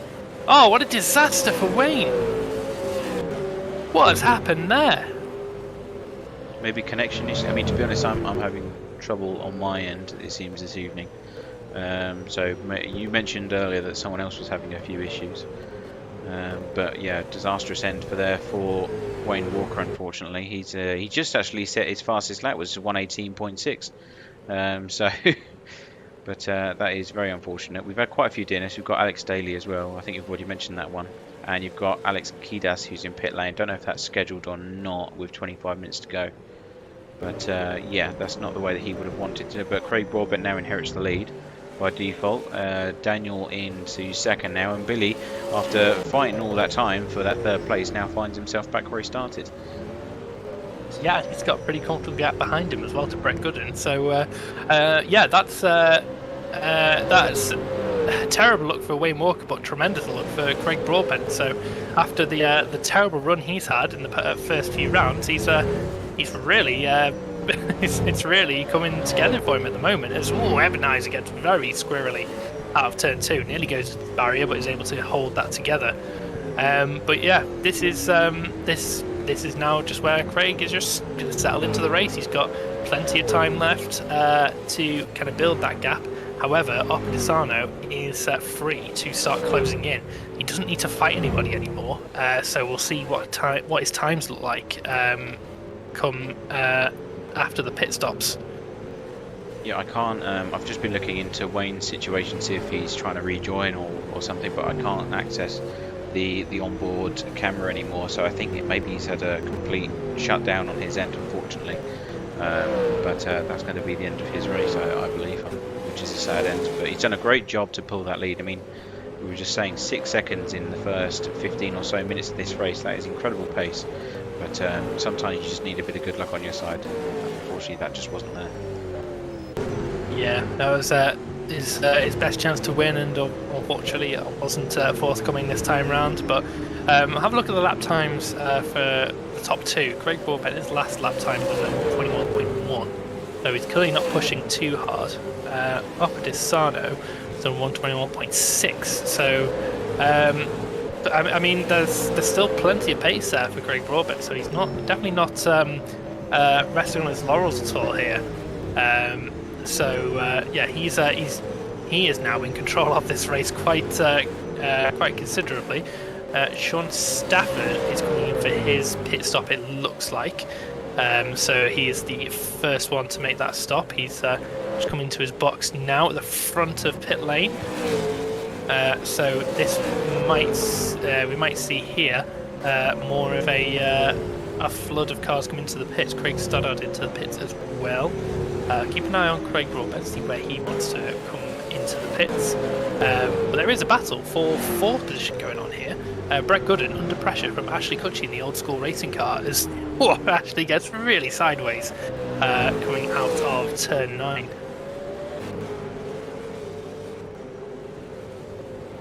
Yeah, Cutchy's up by 11 positions since the start of this race as well. Gooden is pretty much where he started, so if anything, Ashley's having the greatest race of his life. Brett Gooden's holding on to what he's already earned from the previous round. So definitely something interesting to watch. If Ashley Cutchy can get into that position, he'll be doing very well for himself this afternoon, and probably one of his best results of the season so far. Yeah, absolutely. I don't remember seeing an old school racing car kind of this far up the top 10 so far this season, so this would be fantastic if he can pull that one off. Optitano still not able to close in on Craig Broadbent at the moment, as we see Matt Ogg coming into the pit lane as well to make his scheduled stop of the race. Justin Bryce is in as well. After his major incident, he's up a few positions after the first lap. Back to the battle for 4th position. Cutchy not able to make any inroads at the moment, maybe just biding his time for after the pit stop.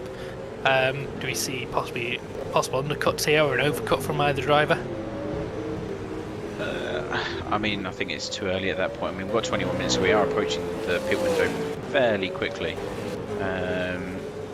Brett Gooden's got the advantage, of course. He started in this position. Ashley Cutchy, although having a very good race, seems to be falling behind ever so slightly, up to 1.3 seconds now. So I think Brett Gooden's going to be the one making the call at this time as they go into pit lane. He's going to stay out for a little while longer, and I think potentially Craig Broadbent is in the pits now. Yeah, so pit for the leader now. So Daniel takes the lead of the race. But that is the leader serving his pit stop for this one. Yeah, we'll see where he comes out on the field. Doesn't want to be dumped into too much traffic. Does Craig Broadbent, excuse me. Because that will definitely hold it. But look at that clean track he's got now. He has got plenty of space to just get the car up to temperature and just settle into it now. So, yeah, he is looking in a very good position here. Daniel Optitano is a bit further up the track. I'm not sure when he's going to make his pit stop. He's one of the last people to pit in the last race, so he'll possibly look to do another overcut maybe and gain some of that time back, but that's a lot of time he's got to find to get on to the back of Craig Broadbent. We've got Steve Dunn in the pits. He had damage to his front split. It was completely missing. He's back underway now as he comes back, rejoins in P14, but looks like he may have had to have a long one. Not too sure where he started in this particular round. He's actually back where he started, P14, so he hasn't gained or lost anything, but yeah, certainly damage. Here comes Daniel now, so new leader coming into pit lane from first place. Of course, we're expecting Craig to retake the lead. And Brett Gooden takes that position. Behind him as well. Sorry? Ebenheiser coming in alongside Optitano as well. Ashley Cutchy is also in the pits. Oh, this looks like it's a disaster for Ashley Cutchy. It looks like Optitano's in his pit box. Oh, that's going to cost him so much time. Reverse down the pit lane. What's Ashley going to do? Yeah, it looks like Optitano had his pit box. That's a terrible look. Yeah, the R-Factor 2 sometimes does that, doesn't it? It's very dodgy sometimes. But that's unfortunate for Ashley. He's going to lose quite a few positions as a result of that. Daniel back underway in P5 now, but we still have a few cars due to come into the pits. Yeah, look at the gap. It's 20 seconds between Craig Broadbent and Daniel Optitano. So Broadbent is, after the departure of Wayne Walker, he is now in a world of his own.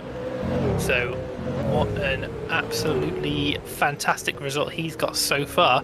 Whether he can keep that towards the end of the race, we'll see. He's got a little bit of he's got a little bit of clear track around him to just settle in and get the pace in and just wind those laps down. So he's doing a fantastic job at the moment. Yeah, Paul Robinson, we've got this battle for P4 at the moment. He's up by 10 positions at the moment for Robinson Racing. So he's having a really good time out there on track as well. He's got Daniel for company behind though, so that may be about to be overtaken. But yeah, 10 positions, another one that's up on today. I don't think Paul's made his pit stop yet, so that's yeah, he's coming to the pits now. So that'll drop him back down the order and release Optisano. But yeah, we've got Brett Gooden and John Slow in the pits as well. So it looks like John Slow might be on a case of to gain a few positions here. See where it comes out of the pits. Yeah, big loser there would have been Ashley Kutch. He's down to 13th after his pit stop issues, which was absolutely nothing he could have done any different, other than maybe come into the pits a lap later. So yeah, unfortunately that top 5 doesn't look like it's coming at the moment for the Old School Racing Mustang, but we'll see how that goes in the remainder of the race for him. Up into 12th after pit stops have rotated. He gets very squirrely all over the curve. He's got Steve Dunn really close behind him. It's a 3-way battle for 11th place, so they're doing that's an exciting little battle we've got there. Yeah, Kutchy finds himself right in the centre of this mix of cars at the moment. All Mustangs coming through into sector 2 right now. Martin leading the way. Let's have a look at the last lap time. So Kutchy seems to have the advantage in terms of pace at the moment, although Steve Dunn also quite pacey in the 21s. So all looks like Kutchy going for the move on the inside. Bradley Martin goes wide squirrely as they come out of pen right corner. And he's got the position, so applying pressure now. Steve Dunn right behind Bradley Martin and could see himself lose 2 positions in 1 lap. That was a move from Ashley Kutchy there. He just about got to stop, pretty much drifting around the apex, trying not to crash into the Team Navy Racing Mustang. But he managed to get it done. I think just Brad Martin psyched out slightly by the incoming missile, which was Ashley Kutchy. He goes a bit wide and just leaves the door open as we see Steve Dunn kind of go over the apex curve there as he tried to get the car stopped, but he carries on as usual and fighting and chasing down the Team Navy car Bradley Martin. Yeah, Kutchy now pulling away from these two. He's done a really good job to push that car as soon as he got the overtake done. The good old switchback, really well manoeuvred, and it's paying off now as he's gaining ground on these two. He's back into P11 now, of course. Next car up the road will be John Slow, and he is actually setting faster lap times than him, so could see a battle for P10 coming up very shortly, although he's got a bit of work to do, 3 seconds adrift.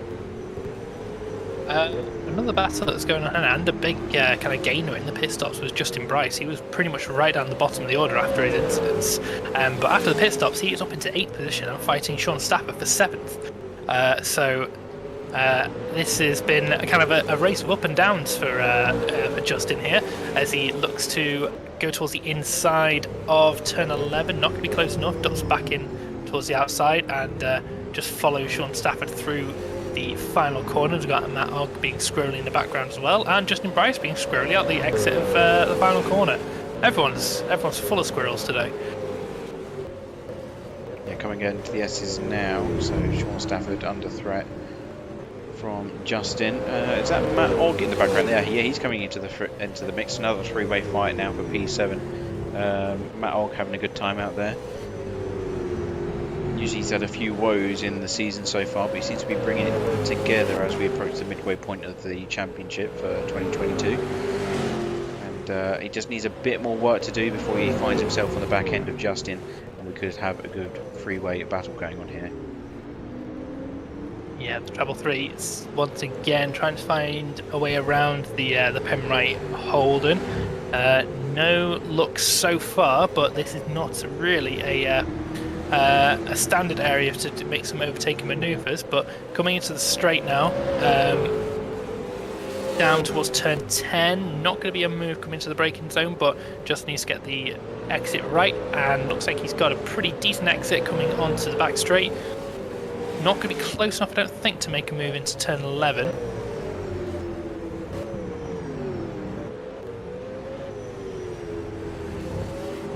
And then through the final corner, still not quite close enough. But we're keeping an eye on this battle as that develops. I'm just looking a little bit further up the order. Billy Ebenheiser still in 3rd position. So he's doing a fantastic job. there, as we just saw the treble 3 going a bit wide through the first corner. He's dropped back a bit now.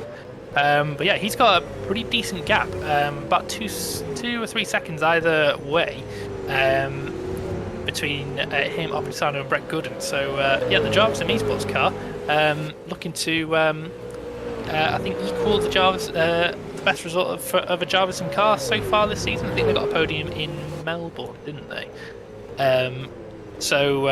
Yeah, Billy doing a fantastic job so far, with 12.5 minutes of this race to go. Yeah, I'm just looking at the standings as trying to figure out what that would mean for Wayne Walker. He had a great round at Perth, won all 3 races, so that was 300 points.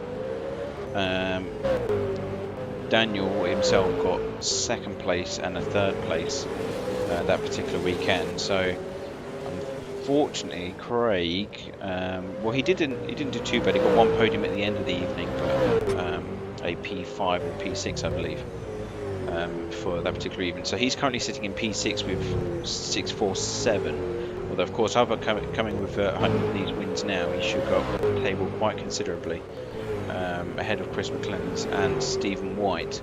Find himself maybe in P4, P3 in the championship standings.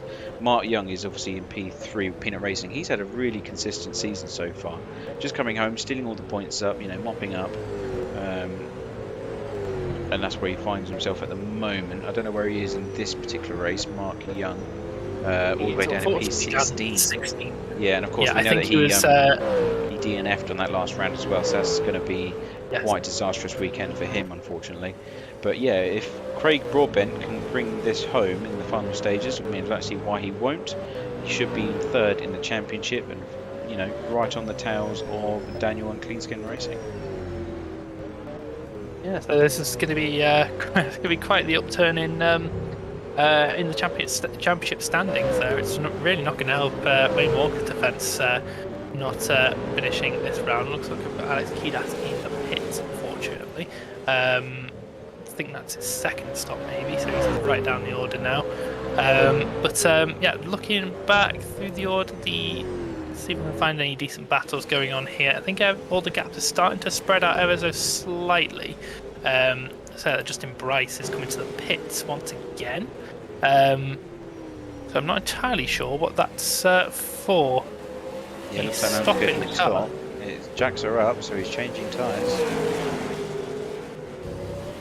A bit of an odd approach to the second half of the race there, so maybe just misjudged his fuel, perhaps. Possibly so.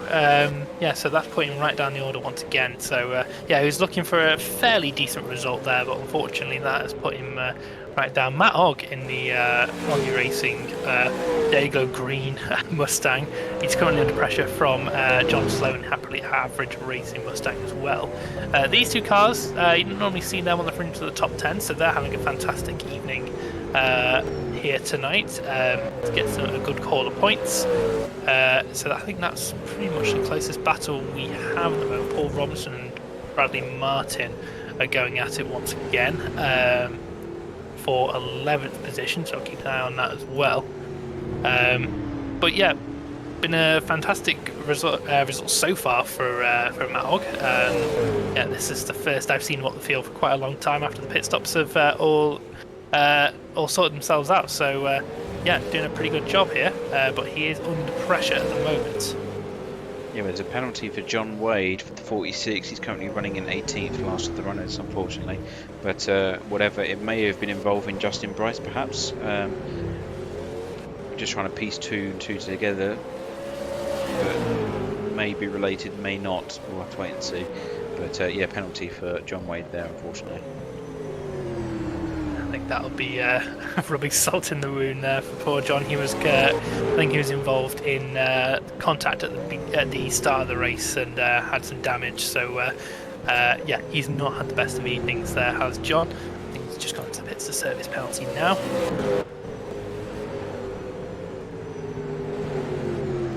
So back to this battle for 8th position. Yeah, John Slow, he's showing that he's everything but slow at the moment as he's closing in on Matt Ogg. The Monster Energy Mustang is doing a pretty good job keeping on the back. Looks like he's not quite able to get the exit speeds on the exit of turn 10 there to make a challenge. I don't know, it looks like John might just have some pace over Matt here, but we'll see how that develops over the remaining 7 minutes of the race.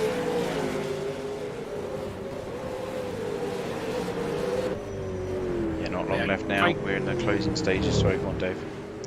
I was going to say, Craig Broadbent is just in a world of his own. He's got 21.5 seconds for Oppitisano, so yeah, unmatched in this race since the departure of Wayne Walker.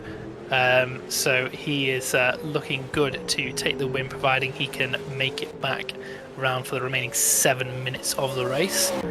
No pressure to deal with at all, so it's just to be a case of keep the car on the road. Yeah, he's quite happy. He's doing 21s at the moment, which is exactly what Daniel's doing. I'm sure he's looking at that difference and making sure it remains the same. He doesn't need to take any risks right now. Just, you know, behave, make sure the car stays in check, and bring it home. Look after the tyres. Yeah, there's no need for Craig to make any sort of risks. At the moment, he's doing a fantastic job of keeping that thing well and truly in control of the race. Battle between Justin Bryce and Steve Dunn. They're side by side coming through turns 8 and 9, and once again contact between the two of them. It's bumper cars between 14th and 15th place. Justin Bryce got the slight edge as they come down Shannon Straight at the moment towards turn 10. It's going to be the last of the late breakers once more. Justin Bryce staying ahead, and Steve Dunn having a slight half spin, but manages to stop it just in the nick of time. And in that, Justin Bryce is right on the back now. Craig Stoddard in the BGS Racing Mustang. So something really weird is going on here. So Mark Young went through. So Steve Dunn outbraked himself going into the penultimate corner. So Mark Young went down the inside, took the normal racing apex, went wide himself, had a half spin, and Steve Dunn took the position back. It was really bizarre to watch that, but yeah, Steve Dunn back into P15. Mark Young struggling to get back. I think he might have damage, to be honest, because we did have that large pile up at the start of the race, but that was just really weird to watch. Yeah, Justin Bryce has managed to get himself around Craig Stoddard, so up into 13th position now as a treble 3.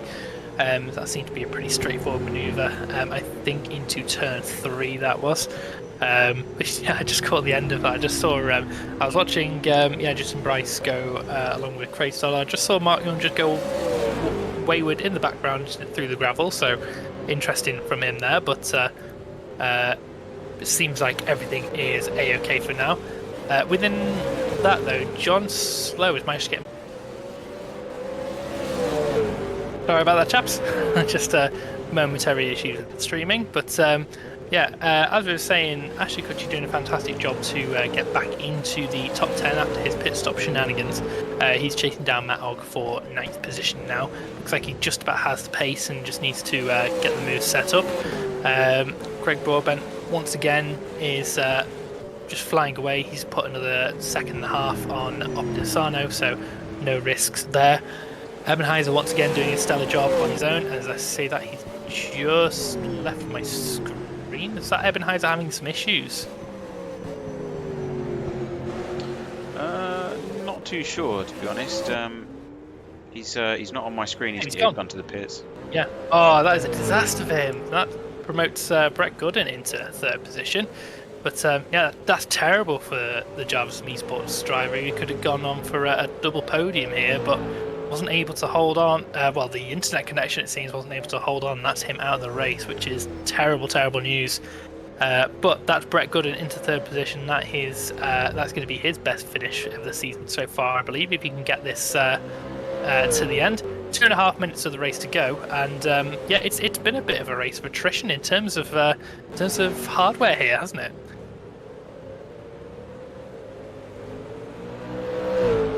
So looking back here, let's see if we've got any further back. We've got Paul Robinson and Justin Bryce once again having a tussle here. That's with Bradley Martin Team Navy racing car as well. So that is for 10th position. So all three drivers is Justin Bryce again coming into the pits. What is going on with Justin? He's that's his third pit stop of the race. So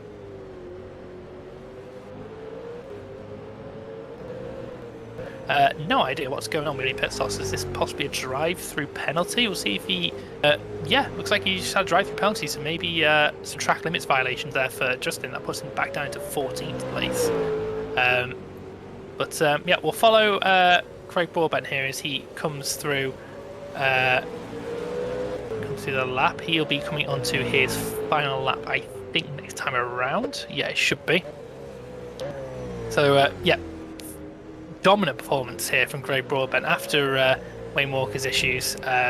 He has been in a class of his own. He's coming around the final corner now to start. He's no, he's not. He's coming through turn 7. But yeah, as I was saying, he's been dominant and just putting time and time up on Opitano, who again he's got his own pace, but just isn't able to match Craig Broadbent. So the run of bad luck finally is ending here for Craig Broadbent. It seems hopefully he can bring this this momentum into the next round, but yeah, he's looking really good here. It looks like we've got Steve Dunn and Craig Stoddard there having a battle for P12 in the grid, as we see Craig Broadbent coming through to start his final lap. Brett Gooden as well, he's in a race of his own at the moment. Currently sat in 3rd position. He has inherited quite a good result after all of the issues everybody had, so he'll be very happy with that. I think that'll be his best result of the season so far. But that's time at 0 now, so this is the final lap, and Craig Broadbent will just be hoping to drive this to the line now. I don't think Stephen will be too happy with giving up that position, because he could just hold on for an extra lap and confirm that he gets that position over Craig Stoddard, but he lets him through anyway. And Craig Stoddard will be trying to get a bit of a run now and get an extra position on the final lap of the race. Yeah, I mean, Craig's done a really good job. You know, he's definitely been keeping everyone else at bay. Of course, we hear that Wayne Walker had the strength in this second race, but unfortunately he's run into a few problems. Craig just needed to do what the rest of the grid was doing, and that is match their race pace. He's extended the lead over Daniel after he whacked into the wall. So, you know, although Wayne Walker is absent, he certainly deserves what he's achieved here. Yeah, absolutely. And coming around the final corner now as the Team Navy car gets out of the way. Across the start finish line, that's the second win of the evening for Craig Broadbent. A dominant performance from him. As we see a couple of other cars come through, Steve Dunn, Craig Stoddard, and the Bradley Martin as well. Justin Bryce once again in the pits. It looks like he retired at the end of that race, which is unfortunate. But Daniel Obertano coming home in 2nd position, now crossing the line. Good recovery at the end for him there after his issues in race 1 and contact in race 2 with the wall as well. That'll be well received, I think, for him. Brett Gooden, fantastic result for him. I believe his maiden podium of the season in the Starship Racing Holden. 3rd place for him. Kresnat Puchakurniawan coming home in 4th position, and then Leon Toller Williams, a fantastic result for him, coming home in 5th. So yeah, that was a little bit less dramatic than the first race, but still fantastic racing this evening from all the drivers. We'll just wait for one quick second while we get some of the drivers into the commentary box. But yeah, Matt, what are your thoughts there? Yeah, it was very different from race 1, wasn't it? There was that big incident at the start that kind of mixed up everything from the word go. You know, the train was broken, so to speak. You know, Wayne again flying from the start. That was really impressive stuff from the defending champ. Craig again, he deserves everything he's got. You know, sometimes you've got to have a bit of luck on your side, don't you? So that was unfortunate there for Wayne, but of course Craig right there, exactly where he needed to be to pick up anything that went wrong for Wayne. Daniel, nice recovery. You know, he started from 4th. Had a few issues, whacked the wall. He could have easily dropped back after that damage, but he managed to wrestle that car into submission and was able to get a second place. That's a really good result for him. And we had some good races all through the way, the top 10, especially after the pit stops, and good racing overall. Yeah, absolutely. And we have race 2 winner here, Craig Broadbent. Craig, that seemed pretty easy for you after the issues Wayne had there. Yeah, I'm not sure what happened to Wayne. Was it car issues or connection issues? As far as we can see, I think it was connection issues. He just disappeared and went into the garage. So I'm assuming he lost some connection. I think a lot of people did in that race. We had, I think, 4 people retire. I think all for similar reasons. So not been ideal for them. Yeah, it's usually me who gets retired. But yeah, that's unfortunate for Wayne. As you can see, he's got so much more pace than everybody else, and I don't know if I could have beaten him any other way. Yeah, well, it's your run of bad luck over. Sorry, Matt, did you have a quick question there? Yeah, I was just going to say, what was going through your mind? You mentioned in the interview in the previous round about, the pole sitting person is usually at a disadvantage because the tyres or, all the rubber is on the left-hand side, on the opposite side, sorry. But what was going through your mind when you saw Wayne pull away and the pace that he was setting down? Was you just kind of reserved to get in second place, or did you have any plans to kind of counter that at the start? I was going to look after my tyres, but I think Wayne was trying to send a message. Yeah, I think that was pretty obvious. 4 or 5 seconds in the first opening stages, he had a really strong and pace. my pace wasn't too bad really for myself in that first few laps, but pulling almost a second on me every lap. Yeah, we were saying that your lap times were really fast and you was pulling away from everyone else behind you, but it was just Wayne was in another lead. But we was wondering maybe if you was going to look after the tyres and come back in the second half of the race and try and challenge that way. We just wanted to see what was inside the head at the time. Yeah, once he braked the toe, that's pretty much all my option was, and I was going to pit really early, go really low fuel, and just see if I can get in front and see what can happen. But yeah, then he disconnected, and we find out. Yeah, thanks for that. Cheers, Dave. Well, thank you very much, Craig. Congratulations once again on your double win. That'll put you right up in the standings, and hopefully the run of bad luck is definitely over now. Hopefully we'll see you in the next round. Yep, definitely. Can't wait. Excellent. Well, thanks very much for joining us, and enjoy the rest of the evening. Also, we have third position finisher, Brett Gooden. Brett, that was a fantastic result for you in the end there. How was that from your side? Yeah, just counting my lucky stars. Had a couple of people disappear in front of me, which always helps. Pretty much just ran my own race, try to preserve the tyres. It's such a hard track to manage your tyres on because you kind of have to slide the car around to get the pace. Yeah, it looked quite difficult to keep the car in a straight line. I think a lot of people are having some issues there, but yeah, congratulations once again on the podium. Hopefully we'll see you in the next round. You can bring some of that momentum forward with you. Cheers, thanks guys. Brilliant. We just have with us as well Daniel Optisano. Daniel, that's been a bit of an up and down evening for you, but congratulations on the second place and fourth in the first race. How did things go from your perspective this evening? Pretty average, to be honest. I can see you had some issues. You had some contact with the barrier at the entry of turn 2. What happened with that one? Any major kind of lasting damage there, or was it just a small mistake from your side? Yeah, no, I was left hand down that whole second race. There was a fair bit of damage, but I would have lost too much time in the pit stop if I fixed it all. So I just did tyres and fuel and got back out there and salvaged what I could. So I think I did. I think I was lucky tonight because a couple of guys looked like they had some issues and dropped out. So yeah, I'm lucky to grab those points, to be honest. Yeah, absolutely, definitely helping the championship standings. But fantastic work to bring the wounded car like that back into second position. Looks like you had some interesting fights and some great moves in there as well. So are you could be joining us for the next round? Yeah, I should be. I was trying to make it give you some sort of entertainment tonight. I hope it worked. Well, absolutely. You definitely made it interesting fighting through the field. But yeah, congratulations once again on your results tonight, and we'll see you next time out. Thanks, guys. Well done to Craig as well. All the best. If I can, sorry, Dave, Thanks, before we head off, can I just ask you? You know, we're approaching the midway point of the season now, and you're both in fairly strong positions. You know, after the points are added up, I believe you're both going to be second and third behind Wayne.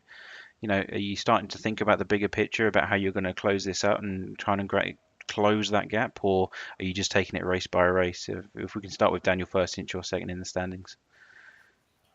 Um, yeah, I'm doing my best, obviously, to go with Wayne, but you can't be making mistakes like I did tonight. Like that first race, you would have had 3 guys going at it pretty hard, and yeah, I make a silly error and go off track. So you just can't do those things. Race 2, yeah, again, trying to set myself up for a move on Craig, who I know had pace, and I found the wall. So if I'm going to be serious about it, you got to cut those silly mistakes out. And what about the rest of the remaining races? Do you feel comfortable going into those particular circuits, or is there something? Is there a particular round that is highlighted to yourself that I'm going to struggle here? Going forward, the rest of the tracks that we got coming, I'm pretty strong suited to. I should be more comfortable. Winton tonight, that's tricky for everybody. So it's hard to find a rhythm with Winton. Mm. And what about yourself, Craig? I know you had that really rough start to the season with that connection problem, and you seem to be bringing it back together now. Do you feel stronger at this point of the season going forward, or are you taking it race by race? It's definitely a race by race thing. Just trying to get the points when I can. Okay, and about yourself, are you fairly comfortable with the rest of the calendar that's coming up, or is there's a track that stands out you think you're going to have to pay extra attention to? Not really. I'm up there on most of them. I think Ben's probably coming up. I don't particularly like that track. Hidden Valley next, which had good results last year in. So hopefully again. Yeah, it's just like I said, one race at a time for me. We've certainly got the momentum at the moment, obviously, with this evening's event. So fingers crossed for both you guys, and of course Wayne as well, who unfortunately had a bad end to this evening. But yeah, back to you, Dave, and thanks very much for coming with us, guys. Thanks, guys. Thanks, Dave, Cheers, Matt. guys. All the best. Yeah, well, there we go. Thank you very much to the podium finishers for the race 2 this evening. Yeah, that was once again some fantastic racing from these guys. Race 2 start down the back grid was a little bit of a mess, but we'll put that down to fatigue from this evening's racing. But yeah, I'm looking forward to next round now June 18th at Hidden Valley Raceway for the Darwin Sprint. So same format as this evening. Not a track I'm familiar with at all. So it'll be fun to learn some more about that for the next round. Yeah, any closing thoughts from you there, Matt? No, as always, good close racing from the guys here at the V8 Down Under Series. For those that are watching, if you are interested, all the links in the description below if you want to sign up and join these guys. Really great bunch, as you can see from talking to them this evening. But no, it's it's been ups and downs for people in the order. And congratulations to all the podium finishers, especially Craig. He deserves that win after hard work defending off Wayne Walker. That was some really hairy stuff in that first race. So I think that's all from me. Yeah, well, thank you very much once again for joining us, Matt, and running the stream for us. And thank you everyone for tuning in live and also in the on demand once you actually catch up on that. So yeah, we'll see you on June the 18th for the Hidden Valley Raceway for the round 6 of the DownUnder V8 Supercar series. So thank you once again for joining us, and until next time, goodbye.